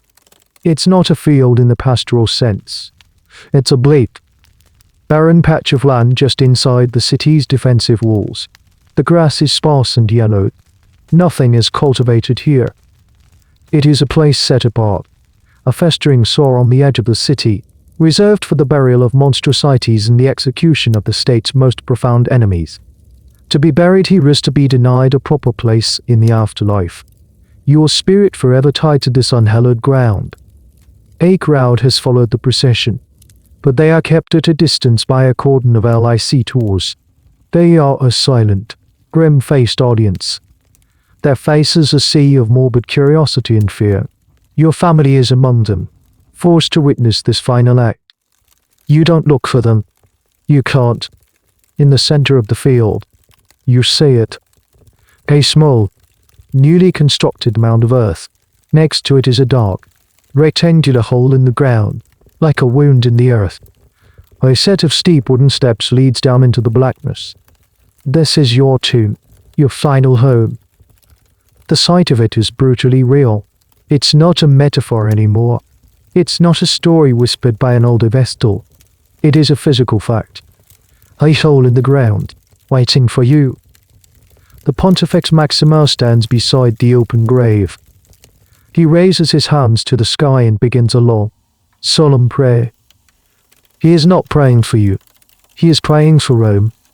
He asks the gods of the heavens and the underworld to accept this sacrifice, to cleanse the city of the stain you have created, and to restore their favor to the Roman people.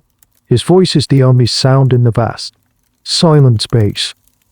This prayer is a critical part of the ritual, one that historians see as the state formally washing its hands of your fate. He is officially handing you over from the world of the living to the realm of the dead.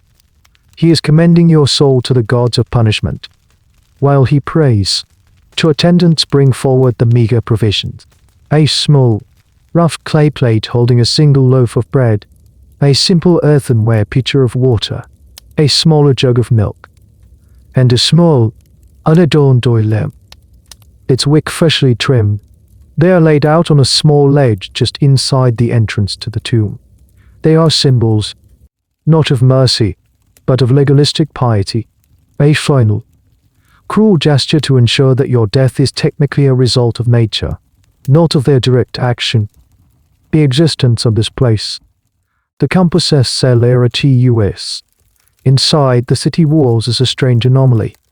Roman law strictly forbade burials within the sacred boundary of the city, the Pomerium. Funerals and burials were an affair for the necropolises that lined the roads outside the city gates. The fact that this specific, polluted patch of ground was maintained inside the walls has puzzled archaeologists and historians. Why create a space for unholy death within the holy city? The most likely theory is that it was a form of spiritual quarantine. The evil was so great that it had to be contained, warded off, and controlled within a designated zone, rather than being allowed to disperse into the world outside. It was a spiritual landfill, a place to bury the city's most toxic sins. The prayer ends. The Pontifex Maximus turns to you. He does not touch you. He simply gestures towards the steps. It is time. There is no struggle. There are no pleas for mercy. The entire ritual, from the trial to the procession, has been designed to crush any spark of resistance, to bring you to this moment in a state of numb, exhausted acceptance. You are a ghost already. Your world is old. You walk towards the hole. The sun is warm on your back for the last time. You feel the breeze on your skin for the last time. You take a final look at the sky, a vast, indifferent expanse of blue. Then, you turn your back on the world of light and place your foot on the first wooden step, leading down into the dark. You descend the steep, narrow steps one at a time. Each step takes you further from the world of light and sound, deeper into the cold, silent earth. The air grows cool and damp, smelling of freshly dug soil and stone. The muted sounds of the world above the wind, the shuffling feet of the distant crowd fade with each step. When your feet touch the floor, you are in a small, subterranean chamber. It's no bigger than the cell you were kept in at the atrium. A rough-hewn box of earth and stone. The walls are damp, and you can see the dark lines of cut roots straining through the soil. It is a raw, primitive space. This is not a crypt built to honor the dead. It is a cage built to contain the living. The design of these burial chambers is a subject of some historical speculation, as few have been definitively identified by archaeologists. Accounts from writers like Pliny and Plutarch give us the general description, but the precise dimensions and features remain debated. Was it just a simple pit, or a more structured, brick-lined vault? The consensus leans towards a simple, hastily constructed chamber, emphasizing its nature as a place of punishment rather than a formal tomb. It was meant to be temporary, a holding cell for a life that was about to expire. Looking up, you see the opening to the sky as a perfect, bright rectangle of blue. It's a painful reminder of the world you have just left. Figures appear in silhouette against the light, the faces of the priests and lictors, looking down at you. You are an exhibit in a subterranean display. A lictor descends the steps part way and places the provisions on the floor beside you. The loaf of bread, the pitcher of water, the jug of milk, and a lamp. He lights the small oil lamp with a taper. The tiny flame sputters to life, casting a weak, flickering, yellow glow around the small chamber. It pushes back the absolute darkness but fills the space with dancing, distorted shadows. It makes the narrow walls seem to close in around you. The lamp is lit, the provisions are set, the ritual requirements are fulfilled. The ally seat or ascends the steps without a word, his job done. Then, you hear a new sound from above, the sound of scraping, of heavy objects being moved into place. They are bringing the stones to cover the entrance. You stand frozen in the center of the small room, watching the rectangle of blue sky. This is the last you will ever see of it. You watch as a large, fat stone is maneuvered into position, sliding across the opening. A slice of the sky disappears. The light in the chamber dims. Another stone is moved into place. The rectangle of light shrinks further, becoming a narrow sliver. The sounds from the outside world become more muffled, more distant. You can hear the grunts of the men as they work. The scrape of stone on stone. They are sealing you in. You have a choice. You can scream. You can beat against the damp earth walls. You can collapse in a heap on the floor and sob. Or you can simply watch, in a state of detached, silent horror, as your world is systematically erased. The historical accounts give no indication of how the condemned women behaved in these final moments. They are silent on the subject of any last words or cries. The narrative focuses on the actions of the executioners, not the experience of the victim. The story is about the sealing of the tomb, not the person inside it. You choose silence, a profound, internal silence. You simply stand and watch the last sliver of the world, the final remnant of daylight, the last connection to everything you have ever known. It's a sliver of brilliant blue, framed by the dark edge of the stone. A final, beautiful, and heartbreaking image. You fix it in your memory, trying to burn it into your consciousness. Then, with a final, jarring scrape and a heavy thud, the last stone is pushed into place, and the blue is gone. The world above has vanished. You are sealed. The only light is the small, unsteady flame of the lamp. The only sound is the frantic, panicked beating of your own heart. The ritual is over. Your real punishment has just begun. The final, heavy thud of the sealing stone echoes in the tiny chamber, a sound that marks the end of one world and the beginning of another. Your new world is this: a box of cold earth, a flickering lamp, and a silence so profound it feels like a physical pressure against your eardrums. Then, you hear new sounds from above, the dull thumps of shovels hitting earth, the soft cascade of dirt being poured over the stone slabs. They are burying you. They are piling the earth back on top, erasing the tomb from the surface, leaving nothing but a low mound to mark the spot. Each shovelful of dirt makes the silence deeper, the separation more complete. You are no longer just under the ground. You are now part of it. Your gaze falls upon the provisions laid out on the dirt floor, the loaf of bread, the pitcher of water, the small jug of milk. It's a cruel parody of a meal, a last supper for one. This offering is one of the most psychologically brutal aspects of the entire ritual. It is the illusion of hope, the pretense of sustenance. It's there, a quiet testament to the state's grim hypocrisy. They have not condemned you to die of thirst or starvation. They have simply placed you in a situation where death is the only possible outcome. Do you eat it? Do you drink? The question is not about survival. There is no surviving this. The amount of air in this small, sealed chamber is finite.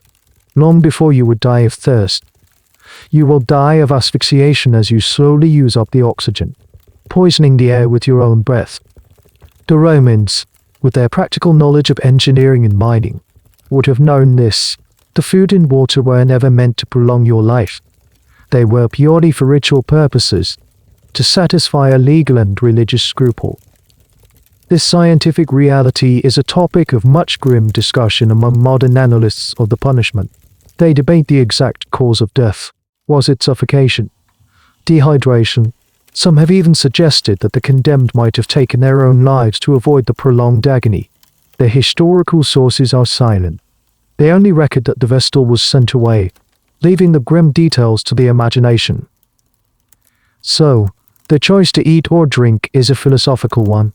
To refuse the food is an act of defiance, a final rejection of your executioner's hollow mercy. It is to say, I will not participate in this charade. I will not pretend there is any hope here. To partake of it, on the other hand, is a final, desperate affirmation of life. It is to perform the most basic human act to eat, to drink in the face of certain death. It is to honor the body that is about to be extinguished.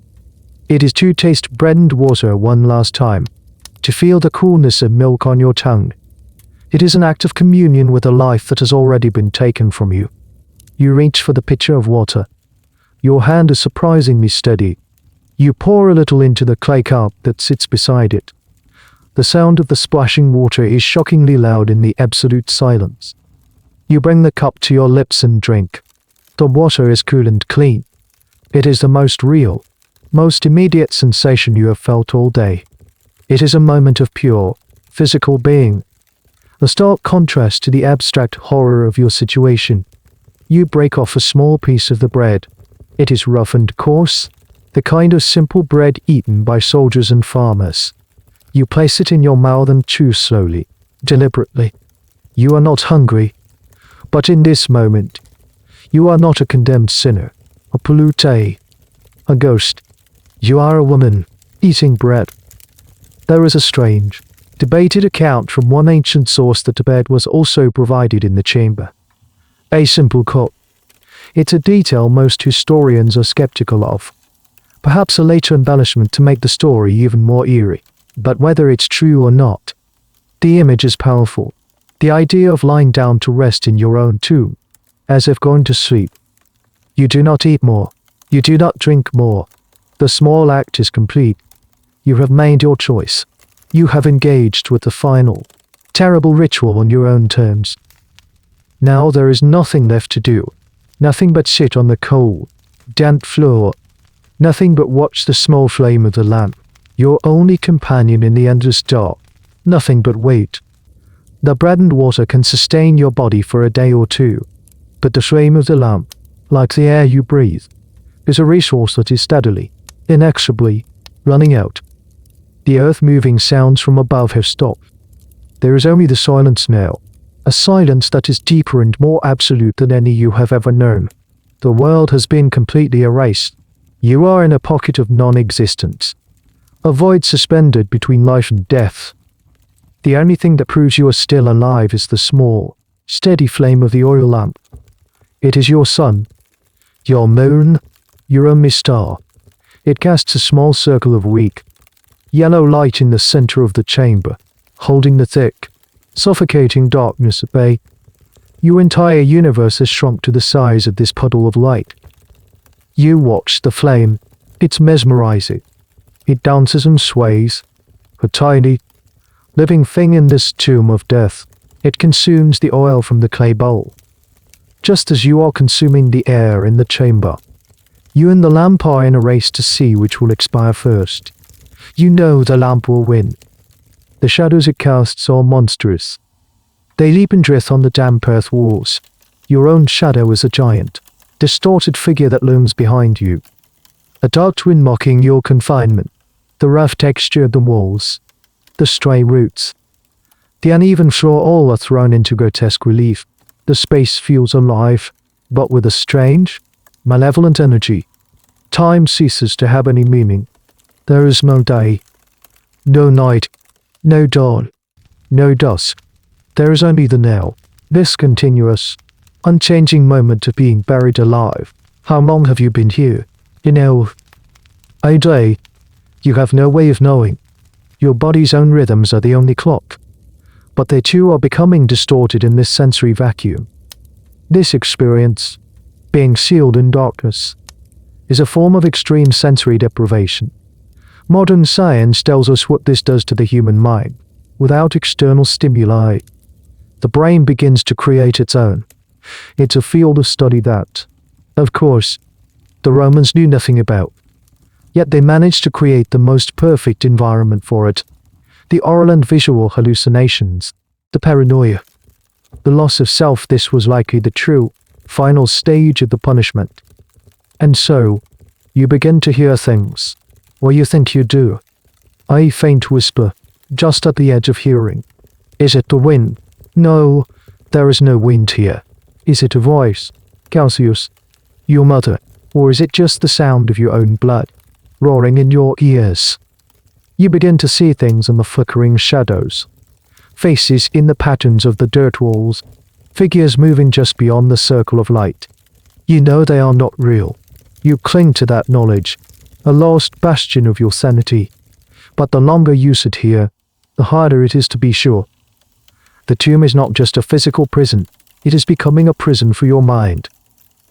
You look away from the walls and focus again on the one real thing, the flame. You watch it, tracing the shape of its dance, the way it consumes the wick. It is your anchor in a sea of encroaching madness. And then it happens. A subtle change, a flicker. The flame, which had been so steady, gives a sudden, violent shudder. The light dips, and the shadows lurch forward, threatening to swallow you. Then it recovers, burning brightly again for a moment. It's a warning. The oil is running low. A new kind of terror, sharper and more immediate than the dull dread you've been feeling, grips you. You have been living on borrowed time, borrowed light, and now that loan is being called in, you watch the flame with a new, desperate intensity. Every flicker is a countdown. Every sputter is a word in your death sentence. The light begins to pulse, rhythmically, like a dying heartbeat. Bright, dim, bright, dim.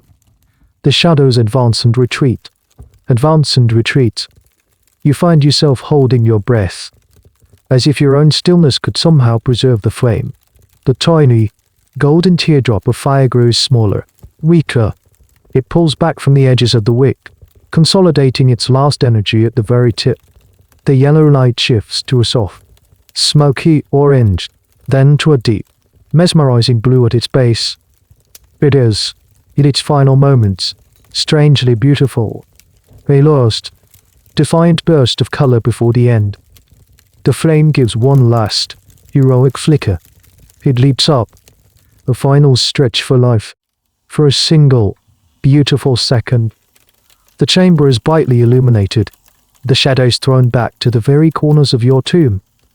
And then, with a soft, almost inaudible pop, it is gone. The last sliver of light from your world vanishes, and you are plunged into an absolute, temporal, and unending darkness. The darkness that follows the extinguishing of the lamp is a different entity from the shadows that came before. This is not the mere absence of light. It is a solid, physical presence. It presses against your eyeballs. It fills your mouth and lungs. It is the primal, starless black of the void. You instinctively shut your eyes, then open them again. But it makes no difference. The view is the same. An impenetrable wall of nothing. The last sensory input from the outside world has been cut off. You are now truly, completely alone. Alone with the sound of your own breathing, which seems deafeningly loud in the perfect silence. Alone with the frantic beating of your heart. Alone in the endless dark. Your mind, now completely untethered from reality, begins to unravel. The faint whispers you thought you heard before are now clear, distinct voices. You hear the Pontifex Maximus reading your sentence. You hear your mother calling your childhood name. You hear Cassius whispering his impossible dreams of escape. They are ghosts, created by your own memory and grief, and they have come to keep you company in your final hours. You reach out your hands, trying to find a wall, and enter. Your fingers touch the cold, damp earth. The texture is real. It's a small comfort, a reminder that you are still in a physical place, that you have not yet dissolved into the stuff of nightmares. You press your palms flat against the wall, feeling the grit of the soil, the slim inness of a root. What do you think about? In this final, terrible stage, do you rage against the injustice of it all? Do you weep for the life you lost, For the love that cost you everything. Do you pray for a quick end? Or do you retreat? Do you travel back in your mind, seeking refuge in the sunlit places of your memory? You are 7 years old again, playing with knuckle bones on a warm mosaic floor. The world is simple and full of promise. Your father is a towering, godlike figure of safety. Your mother's hand is warm on your cheek. The future is a smooth and trodden path. You are 15, standing on the steps of a temple, feeling the sun on your face during a festival. You are part of something vast and important. You feel a sense of purpose, a serene pride in your unique role. The burden of your vow feels like a mantle of honor, not a cage. You are in the atrium garden with Helena, sharing a quiet laugh over a clumsy novice. A simple moment of friendship. A small island of warmth and connection in a world of rigid formality. You are in a shadowed colonnade, and a young man with sincere eyes is speaking your name. Your real name. And for a fleeting, terrifying moment, you feel seen, not as a priestess, not as a symbol, but as a person. You feel the weight of a small, carved bird in your palm. These memories are more real than the suffocating darkness around you. They are vivid, colorful, and full of life. You walk through them, a ghost in your own past. It is a desperate act of self-preservation, a way for your mind to escape the unbearable reality of your body's fate. But the present always intrudes. The air in the chamber is growing thick, heavy. Each breath is a little harder than the last. You can feel the lack of oxygen, a tightness in your chest, a growing pressure in your head. Your body knows what is happening, even if your mind is trying to escape. The question of what the condemned actually did in these final hours has always been a point of macabre fascination. The Roman historian Cassius Dio, writing centuries later, tells a lurid story about one accused Vestal, Cornelia. He claims that when she was being led to her tomb, her robe caught on something. When the executioner reached to help her, she recoiled. Her last act of preservation of her physical purity from his touch. It's likely a dramatic invention, a bit of historical theatre, but it speaks to a desire to give these silent victims a final, defiant moment. You have no such moment. Your defiance is internal. It is the simple, stubborn refusal to let your mind be consumed by the horror. You cling to your memories, to the person you were before you became a symbol, before you became a sinner. The air grows thinner still. Your breaths are shallow, red gusts. Idle ache spreads through your limbs. Your thoughts become slow, syrupy. The vivid memories begin to fade, their colors washing out, their sounds growing distant. The darkness is finally winning. It is seeping into your mind, extinguishing the last lights of your consciousness. You lie down on the cold earth floor. It is an act of surrender. There is no more fight left. You feel a strange sense of peace settling over you. The fear is gone. The guilt is gone. The ghosts of your memory are silent. There is only this, the slow, gentle, inevitable drift into nothingness. Your body, the sacred vessel, the fleshly cage, has finally reached its limit. You are alone in the dark, and soon, the dark will be all there is. The last vestiges of thought begin to fray. The rich tapestry of your memories, once so vibrant, now unravels into single, disconnected threads. Bay color, the deep blue of the sky in that final, stolen glance. A sound, the soft crackle of a healthy fire. A sensation, the warmth of a hand on your arm. These are the final, fading sparks of a mind that is shutting down. The physical struggle is over. Your body, deprived of the oxygen it needs to survive, has given up the fight. The desperate gasps for air have softened into shallow, infrequent breaths. A profound lethargy has settled into your limbs. A heavy, peaceful numbness. It doesn't hurt. There is no pain. There is only a slow, inexorable dimming of the senses. You can no longer tell if your eyes are open or closed. The blackness inside your head is the same as the blackness of the tomb. You have become one with your environment. The separation between self and space dissolves. Your skin, your breath, the cold earth beneath you, the thick, unbreathable air, it all merges into a single, unified state of being, or non-being. This is the final, unrecorded chapter of the punishment. A subject that even the most sensational astronomer historians could only gesture towards. What is it like? The moment the mind finally succumbs to anoxia, is there a final flash of insight? A rush of endorphins? Or just a gentle, quiet fading, like a watercolor painting left out in the rain? Modern medical accounts of suffocation describe a potential for euphoric or dream-like states in the final moments, as the brain is starved of its fuel. It's a small, strange, and perhaps merciful possibility. Perhaps, in these last seconds, you are not in a tomb at all. Perhaps you are flying. You are the little wooden bird, soaring high above the 7 hills of Rome.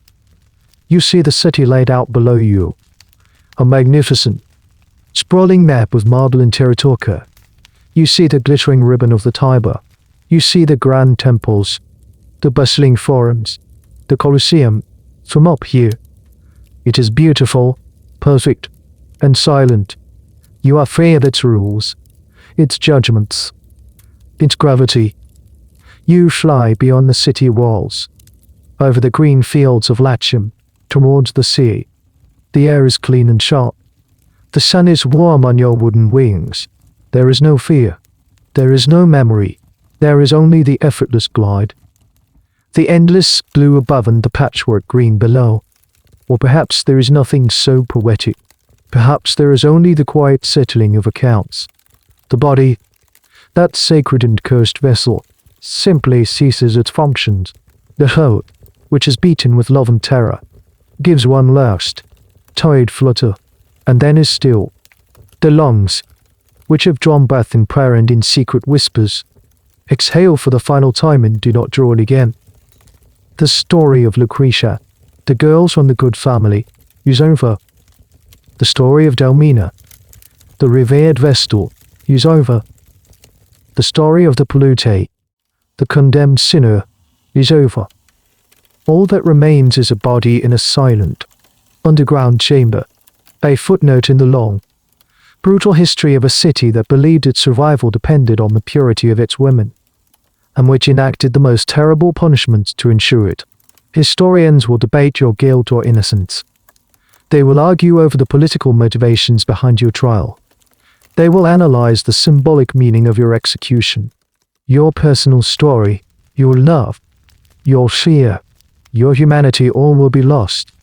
Buried under the weight of academic discourse and the passage of centuries, you will become a data point, a case study, a ghost. The last flicker of electrochemical activity in your brain ceases. The lump of your consciousness, the final, internal flame, goes out.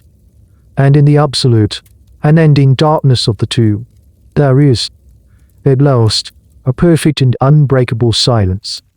And so, the story of this life, a tale woven from honor and horror, now rests. The chamber is quiet.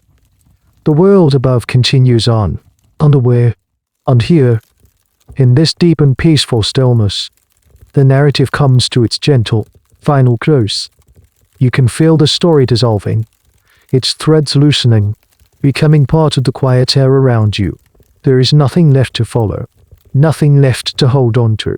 There is only this comfortable space, this soft and welcoming silence. Allow it to cradle you. Allow it to be a soft blanket for your mind. As you drift even further now, into a place of deep and untroubled rest, the journey is over. The path has led to this quiet clearing. And here, you can let go completely. Our shared time in this story is complete. And if sleep has not yet found you, please don't worry. You can simply rest here in the quiet, or choose another path from my channel. Sleep peacefully. Good night.